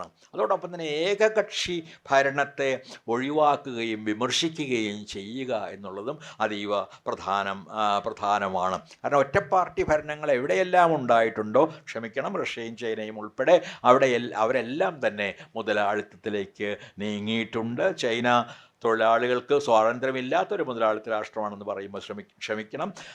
റഷ്യ സോവിയറ്റ് യൂണിയൻ്റെ തകർച്ചയ്ക്ക് മുമ്പ് തന്നെ ഒരു ഏകാധിപത്യ രാജ്യമായി മാറിയെന്നും ഉള്ള കാര്യവും നമ്മൾ മനസ്സിലാക്കേണ്ടതുണ്ട്. അങ്ങനെ ഒരു ഏക കക്ഷിയുടെ ഭരണത്തെയോ ഏകാധിപതിയുടെ ഭരണത്തെയോ ഒരുപോലെ എതിർക്കാൻ കഴിയുക എന്നത് ജനാധിപത്യത്തിൻ്റെ സ്ഥാപനത്തിന് വളരെ ആവശ്യം. അതുകൊണ്ടാണ് ഞാൻ ആദ്യം റോസ ലക്സംബർഗിനെ ഉദ്ധരിച്ചതും. അപ്പോൾ കാരണം വൻ ഭൂരിപക്ഷത്തിലുള്ള പാർട്ടികൾക്ക് വ്യവസ്ഥയെ തന്നെ പൊളിച്ചെഴുതാൻ, ജനാധിപത്യത്തിൻ്റെ വ്യവസ്ഥയെ, ഭരണഘടനയെ മുഴുവൻ തന്നെ മാറ്റി എടുക്കാൻ കഴിയും. അതുകൊണ്ട് ഒരു പ്രത്യേക ബാലൻസിൽ ഈ പാർട്ടികൾ അങ്ങനെ നിൽക്കുകയാണ് കൂടുതൽ നല്ലത് എന്നാണ് നിശ്ചയമായിട്ടും എനിക്ക് തോന്നുന്നത്. അതിൻ്റെ കൂടെ EVMൻ്റെ കാര്യം, പേപ്പർ ബാലറ്റ് തിരിച്ചു കൊണ്ടുവരുന്ന കാര്യം, അങ്ങനെ ഒരുപാട് നമുക്ക് സ്വപ്നം കാണേണ്ടതും പറ്റുമെങ്കിൽ നടപ്പാക്കാൻ ശ്രമിക്കേണ്ടതുമായ അനേകം കാര്യങ്ങളുണ്ട്. എങ്ങനെയാണ് ഉദാഹരണത്തിന് സ്കാൻഡിനേവിയൻ രാജ്യങ്ങളിലുള്ള പോലുള്ള ഒരു ജനാധിപത്യത്തിൽ പോലും എങ്കിലും നമുക്ക് ഇവിടെ നടപ്പാക്കാൻ കഴിയുക എന്നുള്ള ചോദ്യമുണ്ട്. നാം നടത്തുന്ന ഓരോ തെരഞ്ഞെടുപ്പും, നാം പറയുന്ന ഓരോ വാക്കും ഒരു വാസ്തവത്തിൽ ഒരു തെരഞ്ഞെടുപ്പ് തന്നെയാണ്. നാം ചെയ്യുന്ന ഓരോ പ്രവൃത്തിയും ഒരു തിരഞ്ഞെടുപ്പാണ് എന്ന തിരിച്ചറിവ് നിരന്തരമായിട്ടുണ്ടാവുക. പലതരത്തിൽ ഉയർന്നു വരുന്ന ഉപസൈന്യങ്ങളെ സൂക്ഷിക്കുക. RSS ആയിരുന്നു അതിൻ്റെ മദർ. അതിൻ്റെ ഒരു ഒരു മദർ എന്ന് ഫാദർ എന്ന് പറയാൻ നല്ലതല്ലേ. അപ്പോൾ അത് ഈ ആ തരത്തിലുള്ള ഉപസൈന്യത്തിൻ്റെ ഒരു നല്ല മാതൃക. പിന്നെ നമുക്കറിയാം സനാതൻ സൺസ് ഉൾപ്പെടെ ഗൗരി ലങ്കേഷിനെയും കാൽബുർഗിയെയും ഒക്കെ ഇല്ലാതാക്കിയ സംഘടനകൾ ഉൾപ്പെടെയുള്ള ഒരുപാട് സംഘടനകൾ, പല പേര് അറിയുന്നതും അറിയാത്തതുമായ പേരുകൾ ഇന്ത്യയിൽ പ്രവർത്തിക്കുന്നുണ്ട്. അത്തരം സൈന്യങ്ങളെ തീർച്ചയായിട്ടും നാം സൂക്ഷിച്ചിരിക്കേണ്ടതുണ്ട്. ഏത് സമയത്തും അതിന് ഹനുമാൻ സേനയെന്നോ ശ്രീരാം സേനയെന്നോ എന്ത് പേരിട്ടാലും അവരെല്ലാവരും ആക്രമണത്തിന് തയ്യാറായി നിൽക്കുന്നുണ്ട് ഇന്ത്യയിൽ എന്ന് നാം ഓർക്കുക. പ്രതിഷേധിക്കുക, അത് തീർച്ചയായിട്ടും എപ്പോഴും ഞാൻ ഗാന്ധിയെ ഓർക്കാറുണ്ട്. അക്കേലേർ ചലോ എന്ന ടാഗോറിൻ്റെ പാട്ട് അദ്ദേഹം എപ്പോഴും പറയും, ഒറ്റയ്ക്ക് പോവുക, ഒറ്റയ്ക്കായാലും പ്രതിഷേധിക്കാൻ തയ്യാറാവുക. നിങ്ങൾക്ക് ശകാരങ്ങൾക്കും നിങ്ങളുടെ ബന്ധുക്കൾ ശത്രുക്കളായി മാറും, നിങ്ങളുടെ മിത്രങ്ങൾ നിങ്ങളെ ശകാരിക്കും. അപ്പോഴും ഒറ്റയ്ക്ക് തനിക്ക് ശരിയെന്ന്, തനിക്ക് നീതിയെന്ന് തോന്നുന്നത് വിളിച്ചു പറഞ്ഞുകൊണ്ടേയിരിക്കുക. അത് ഗാന്ധിയുടെ നീതി തത്വത്തിൻ്റെ ഏറ്റവും പ്രധാനമായൊരു തത്വം അതായിരുന്നു. അപ്പോൾ ഒറ്റയ്ക്കായാലും പ്രതിഷേധിക്കാനും കഴിയില്ല. പലപ്പോഴും സത്യത്തിന് ഭൂരിപക്ഷം കിട്ടാറില്ല എന്ന് മനസ്സിലാക്കിയാൽ അതിന് നമ്മൾ പേടിക്കേണ്ട കാര്യമില്ല. സത്യത്തിനും നീതിക്കും പലപ്പോഴും ഭൂരിപക്ഷം കിട്ടാറില്ല. പക്ഷേ അപ്പോഴും നാം സത്യം പറഞ്ഞുകൊണ്ട് ഇരിക്കുക തന്നെ വേണം. അതുപോലെ നമ്മൾ വാക്കുകൾ ശ്രദ്ധിക്കുക, പുസ്തകങ്ങൾ വായിക്കുക, മാധ്യമങ്ങളെ വിമർശന ബുദ്ധിയോടുകൂടി മാത്രം കാണാനോ വായിക്കാനോ ശ്രദ്ധിക്കുക. പത്രങ്ങളായാലും ടെലിവിഷൻ വാർത്തകളായാലും വളരെ ക്രിട്ടിക്കലായി മാത്രം ഇത് നേരാണോ എന്ന്. ഇപ്പോൾ ഫാക്ട് ചെക്കിനുള്ള പല ഏർപ്പാടുകളും ഇപ്പോൾ ഉണ്ട്. നമുക്ക് AI ഫാക്ട് സൃഷ്ടിക്കാനും കഴിയും, ഫാക്ട് ചെക്ക് ചെയ്യാനും കഴിയും. ഈ ഫാക്ട് ചെക്കിൽ തന്നെ കളവുണ്ടാക്കി ഒരു നുണയെ ഫാക്റ്റ് ആക്കാനും കഴിയും. അതുകൊണ്ട് ഇത്തരം കാലങ്ങളിൽ ആത്യന്തികമായി നമുക്ക് നമ്മുടെ തന്നെ വിമർശന ബുദ്ധിയെയും വായനയെയും ഒക്കെ ആശ്രയിക്കേണ്ടി വരും. ആ തരത്തിൽ മാധ്യമങ്ങളെ വളരെ ശ്രദ്ധയോടുകൂടി, വളരെ ജാഗ്രതയോടുകൂടി ശ്രദ്ധിക്കുക. ഈ സൈബർ പ്രചാരണങ്ങളെയൊക്കെ സംശയത്തോടുകൂടി കാണുക, വസ്തുത എവിടെയാണ് എന്ന് അന്വേഷിക്കുക, വാചകങ്ങളിൽ വീഴാതെ വസ്തുതകൾ എന്താണ് എന്ന് നിരന്തരമായി അന്വേഷിക്കുക, സത്യം മരിക്കുന്ന വഴികൾ എന്തെല്ലാമാണ് എന്ന് തിരിച്ചറിയുക. അത് പലതരത്തിൽ സത്യം മരിക്കുന്നതിനെക്കുറിച്ച് വിക്ടർ ക്ലെമ്പർ എന്ന് പറഞ്ഞ കേസിന് ഈ ഫാസിസ്റ്റ് കാലത്ത് നുണനിർമ്മിതിയെ പറ്റിയുള്ള ഒരു പുസ്തകത്തിൽ അദ്ദേഹം പറയുന്നുണ്ട്. The language of the third re എന്ന് പറഞ്ഞൊരു പുസ്തകമാണ്. അപ്പോൾ അതിൽ അങ്ങനെ പറയുന്നുണ്ട്, എങ്ങനെയാണ് സത്യം മരിക്കുന്നത്. ആദ്യം നുണ സൃഷ്ടിക്കുന്നു. ഒരു നുണ ആരെങ്കിലും ഒരാളോ അല്ലെങ്കിൽ ഒരു ഗ്രൂപ്പോ ഒരു നുണ സൃഷ്ടിക്കുന്നു. രണ്ടാമത് ഈ നുണ ഒരുപാട് പേര് ആവർത്തിക്കുന്നു, അല്ലെങ്കിൽ ഒരുപാട് പേരോട് അത് ആവർത്തിക്കാൻ പറയുന്നു. മൂന്നാമത് ഒരേ സമയം നടപ്പാക്കാൻ കഴിയാത്ത പരസ്പര വിരുദ്ധമായ വാഗ്ദാനങ്ങൾ നൽകുന്നു. ഞങ്ങൾ അതും ചെയ്യും ഇതും ചെയ്യും എന്ന് പറയുന്നു. പക്ഷേ ഒന്ന് ചെയ്താൽ മറ്റു ചെയ്യാൻ പറ്റില്ല എന്ന് അറിയാവുന്ന തരത്തിലുള്ള വാഗ്ദാനങ്ങൾ നടപ്പിലാക്കുക. ഇപ്പോൾ നമുക്ക് സാമൂഹ്യക്ഷേമത്തിന് വേണ്ടി ഞങ്ങളെല്ലാം ചെയ്യുമെന്ന് പറയും, അതേസമയം നമ്മുടെ ബഡ്ജറ്റിൻ്റെ 90% ദേശീയ സുരക്ഷയ്ക്ക് വേണ്ടി ചിലവാക്കണമെന്ന് പറയുകയും ചെയ്താൽ ഇത് രണ്ടും കൂടി നടക്കാൻ പോകുന്ന കാര്യമല്ല. ഈ രീതിയിലുള്ള വൈരുദ്ധ്യങ്ങൾ നമ്മൾ മനസ്സിലാക്കണം. അതായത് മുട്ട പൊട്ടാതെ നോക്കുകയും വേണം, ഓംലെറ്റ് തിന്നുകയും വേണം എന്നുള്ള ഒരു അവസ്ഥയിലാണ് ആ തരത്തിലുള്ളൊരു മുദ്രാവാക്യമാണ് അത് എന്ന് പറയാം. നാലാമതായിട്ട് തെറ്റായ വിശ്വാസങ്ങൾ ക്രമേണ സത്യങ്ങളെ നുണകളാക്കി മാറ്റുക. ഐനസ്കോവിൻ്റെ ഭാഷയിൽ പറഞ്ഞ് എല്ലാവരെയും കണ്ടാമൃഗങ്ങളാക്കി മാറ്റുക. ഇത് മനുഷ്യരല്ലാതെ കാണുക, ഒരേപോലെ ചിന്തിക്കുന്ന കുറേ മൃഗങ്ങളാക്കി മനുഷ്യ സമൂഹത്തെ മുഴുവൻ തന്നെ മാറ്റുക. കാരണം നാം ജീവിക്കുന്നത് പ്രചാരണത്തിൻ്റെ യുഗത്തിൽ, നമുക്കെല്ലാവർക്കും അറിയാം, വെറുതെ മൊബൈൽ തുറന്നാൽ നമുക്കറിയാം നാം ജീവിക്കുന്നത് പ്രചാരണത്തിൻ്റെ യുഗത്തിലാണ്. പ്രചാരണത്തിന് വേണ്ടി എന്ത് നുണയും പറയാം, ആ നുണ പ്രചരിപ്പിക്കാൻ ധാരാളം ആളുകളുണ്ടാവും, എന്ത് തെറ്റും ന്യായീകരിക്കാൻ ആയിരക്കണക്കിന് ആളുകളുണ്ടാവും. പക്ഷെ അതുകൊണ്ടൊന്നും നുണയല്ലാതെ ആവുന്നില്ല, തെറ്റായ ഒരു പ്രവൃത്തി തെറ്റാവാതെ ഇരിക്കുന്നുമില്ല. അതുകൊണ്ട് ഈ യാഥാർത്ഥ്യത്തെ കണ്ടുപിടിക്കുകയും ഈ പ്രചാരണത്തെ അതുകൊണ്ട് നേരിടാനുള്ള ശ്രമങ്ങളിൽ ഏർപ്പെടുകയും ചെയ്യുക എന്നത് പ്രധാനമാണ്.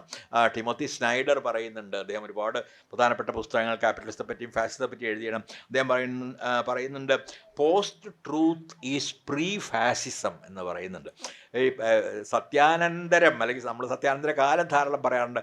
സത്യാനന്തരം എന്നത് ഫാസിസ പൂർവം ഫാസിസത്തിന് മുമ്പ് വരുന്നൊരു സംഗതിയാണ് ഈ സത്യാനന്തര കാലവും സത്യാനന്തര പ്രചാരണവും എല്ലാം തന്നെ. ഇഷ്ടപ്പെടാത്തതിനെല്ലാം നുണ എന്ന് പറഞ്ഞ് തള്ളുക, ഇഷ്ടപ്പെടുന്നതിനെ മാത്രം സത്യമായിട്ട് അംഗീകരിക്കുക എന്നുള്ള രീതി, ആ രീതിയിൽ നിന്ന് മാറുക, പരിചയമില്ലാത്ത സ്ഥലങ്ങളിൽ പോവുക, പരിചയമില്ലാത്ത മനുഷ്യരുമായി സംസാരിക്കാനുള്ള ധൈര്യം കാണിക്കുക. ഒപ്പം തന്നെ സിവിൽ സൊസൈറ്റി സംഘടനകൾക്ക് പ്രാധാന്യം നൽകും. നമ്മുടെ സംഘടന അങ്ങനെ ഒരു സംഘടനയായിട്ടാണ് ഞാൻ കാണുന്നത്. നമ്മളെല്ലാം കാണുന്നത് ഒരു പൗരസംഘടനകൾക്ക്, മനുഷ്യാവകാശ സംഘടനകൾക്ക് വലിയ പ്രാധാന്യം നൽകുക. അത് ഒരു ഏകാധിപത്യവും അവയ്ക്ക് പ്രാധാന്യം നൽകിയിട്ടില്ല എന്നല്ല, അവയെ അവഗണിക്കുകയാണ്. ഏകാധിപത്യം മാത്രമല്ല, ജനാധിപത്യമായി അഭിനയിക്കുന്ന ഏകാധിപത്യങ്ങളും അവയ്ക്ക് പ്രാധാന്യം നൽകിയിട്ടില്ല. അതുകൊണ്ട് മനുഷ്യാവകാശം, മതമൈത്രി, ഇങ്ങനെയുള്ള അനേകം തത്വങ്ങൾ മുന്നോട്ട് വയ്ക്കുന്ന ഈ സംഘടനകൾ, ഈ തരത്തിലുള്ള സംഘടനകൾ പ്രവർത്തിക്കാനുള്ള അന്തരീക്ഷവും ശ്വസിക്കാനുള്ള വായുവും നൽകുക എന്നത് വളരെ പ്രധാനമാണ്. എല്ലാ തരത്തിലുള്ള അടിയന്തരാവസ്ഥകളെയും എല്ലാ തരത്തിലുള്ള അവകാശ നിഷേധങ്ങളെയും നിയമങ്ങൾ ഉപയോഗിച്ചോ ജനശക്തി ഉപയോഗിച്ചോ എതിർത്തുകൊണ്ടിരിക്കുക എന്നതും അത്ര തന്നെ പ്രധാനമാണ്.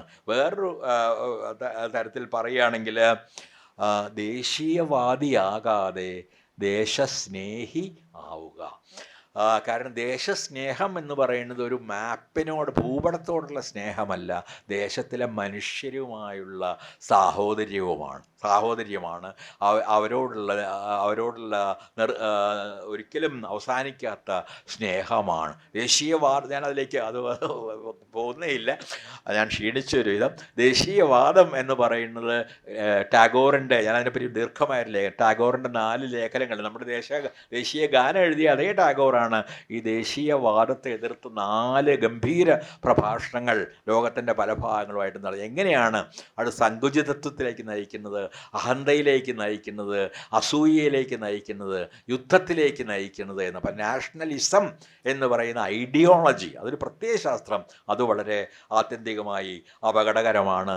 അതിന് പകരം നമുക്ക് നമ്മുടെ ദേശത്തെ മനുഷ്യരെ സ്നേഹിക്കാൻ പഠിക്കുക.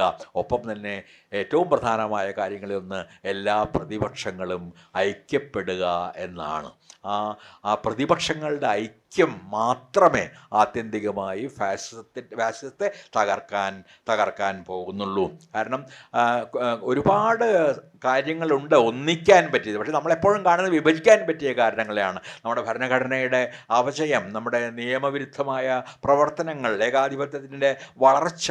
വാസ്തവത്തിൽ ശത്രു ഒന്ന് തന്നെയാണ്. അത് സവർണത്വമായി, ഞാൻ സവർണർ എന്നല്ല പറയുന്നത്, സവർണത്വം എന്ന് പറയുന്ന പ്രത്യയശാസ്ത്രമായിരിക്കാം, അല്ലെങ്കിൽ അത് ബ്രാഹ്മണ്യമായിരിക്കാം, അല്ലെങ്കിൽ കോർപ്പറേറ്റ് ആഭിമുഖ്യമുള്ളൊരു സമ്പദ് വ്യവസ്ഥ ആയിരിക്കാം, അല്ലെങ്കിൽ തിയോക്രസി എന്ന് പറയുന്ന ഒരു മതാധിപത്യമായിരിക്കാം. ശത്രു ഒന്ന് തന്നെയാണെങ്കിൽ എന്തുകൊണ്ട് ആ ശത്രുവിനെ നമുക്ക് ഒന്നിച്ചെതിർക്കാനും കഴിയുകയില്ല? എന്തിന് നാം വിഭജിച്ച് നിൽക്കണം? എന്തുകൊണ്ട് ഒന്നിച്ച് നിന്ന് പ്രാഥമികമായി ഇന്ത്യയെ തന്നെ നശിപ്പിക്കാൻ പോകുന്ന ഒരു ശത്രുവിനെ ഒന്നിച്ചു നിന്ന് നേരിട്ടുകൂടാ? ഈ ചോദ്യം ആത്യന്തികമായി നാം എല്ലാവരും തന്നെ ചോദിക്കേണ്ടതുണ്ട് എന്ന് എനിക്ക് തോന്നുന്നു. പക്ഷികളുടെ രാഷ്ട്രം വളരെ വളരെ മുമ്പ് എഴുതിയൊരു കവിതയാണ്. പക്ഷികളുടെ രാഷ്ട്രം, ഇതിൽ നിർത്താം ഞാൻ. പക്ഷികളുടെ രാഷ്ട്രത്തിന് അതിർത്തികളില്ല, ഭരണഘടനയും. പറക്കുന്നവരെല്ലാം അവിടുത്തെ പൗരരാണ്, കവികൾ ഉൾപ്പെടെ. ചിറകാണ് അതിൻ്റെ കൊടി. മൈന കുയിലിനോട് ശബ്ദത്തിൻ്റെ കാര്യം പറഞ്ഞ് വഴക്കിടുന്നത് നിങ്ങൾ കേട്ടിട്ടുണ്ടോ? അഥവാ കൊക്ക് കാക്കയെ നിറത്തിൻ്റെ പേരിൽ ആട്ടിയോടിക്കുന്നത്?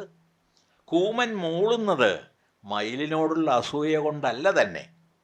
ഒട്ടകപ്പക്ഷിയോ പെൻഗ്വിനോ തങ്ങൾക്ക് പറക്കാനാകില്ല എന്ന് എപ്പോഴെങ്കിലും പരാതി പറഞ്ഞിട്ടുണ്ടോ? പിറക്കുമ്പോഴേ അവർ ആകാശവുമായി സംസാരിച്ചു തുടങ്ങുന്നു. മേഘങ്ങളും മഴവില്ലുകളും ഇറങ്ങി വന്ന് അവരെ തലോടുന്നു. ചിലപ്പോൾ അവർ തങ്ങളുടെ നിറങ്ങൾ പക്ഷികൾക്ക് കൊടുക്കുന്നു. മേഘം പ്രാവിനോ മഴവില്ല് പഞ്ചവർണ്ണക്കിളിക്കോ എന്ന പോലെ. സൂര്യനും ചന്ദ്രനും ഇടയിലിരുന്നാണ് അവർ സ്വപ്നം കാണുന്നത്. അപ്പോൾ ആകാശം നക്ഷത്രങ്ങളും മാലാഖമാരും കൊണ്ട് നിറയുന്നു. അവർ ഇരുട്ടിലും കാണുന്നു, യക്ഷികളോടും ഗന്ധർവന്മാരോടും സല്ലപിക്കുന്നു. ഭൂമിയിലേക്ക് അവരിറങ്ങി വരുന്നത് പുല്ലുകളെ ആശ്വസിപ്പിക്കാനോ പൂവുകളെ പാടി വിരിയിക്കാനോ മാത്രമാണ്. അവർ തിന്നുന്ന പഴങ്ങളും പുഴുക്കളും അവരുടെ മുട്ടയിൽ നിന്ന് കുഞ്ഞു ചിറകുകളുമായി വിരിഞ്ഞിറങ്ങുന്നു. ഞാനൊരു ദിവസം പക്ഷിയായി ജീവിച്ചു നോക്കി. എനിക്ക് രാഷ്ട്രം നഷ്ടപ്പെട്ടു. രാഷ്ട്രം ഒരു കൂടാണ്. അത് തീറ്റ തരുന്നു. ആദ്യം നിങ്ങളുടെ പാട്ടിന് വേണ്ടി, പാട്ടതിന് പിടിക്കാതാവുമ്പോൾ നിങ്ങളുടെ മാംസത്തിന് വേണ്ടി.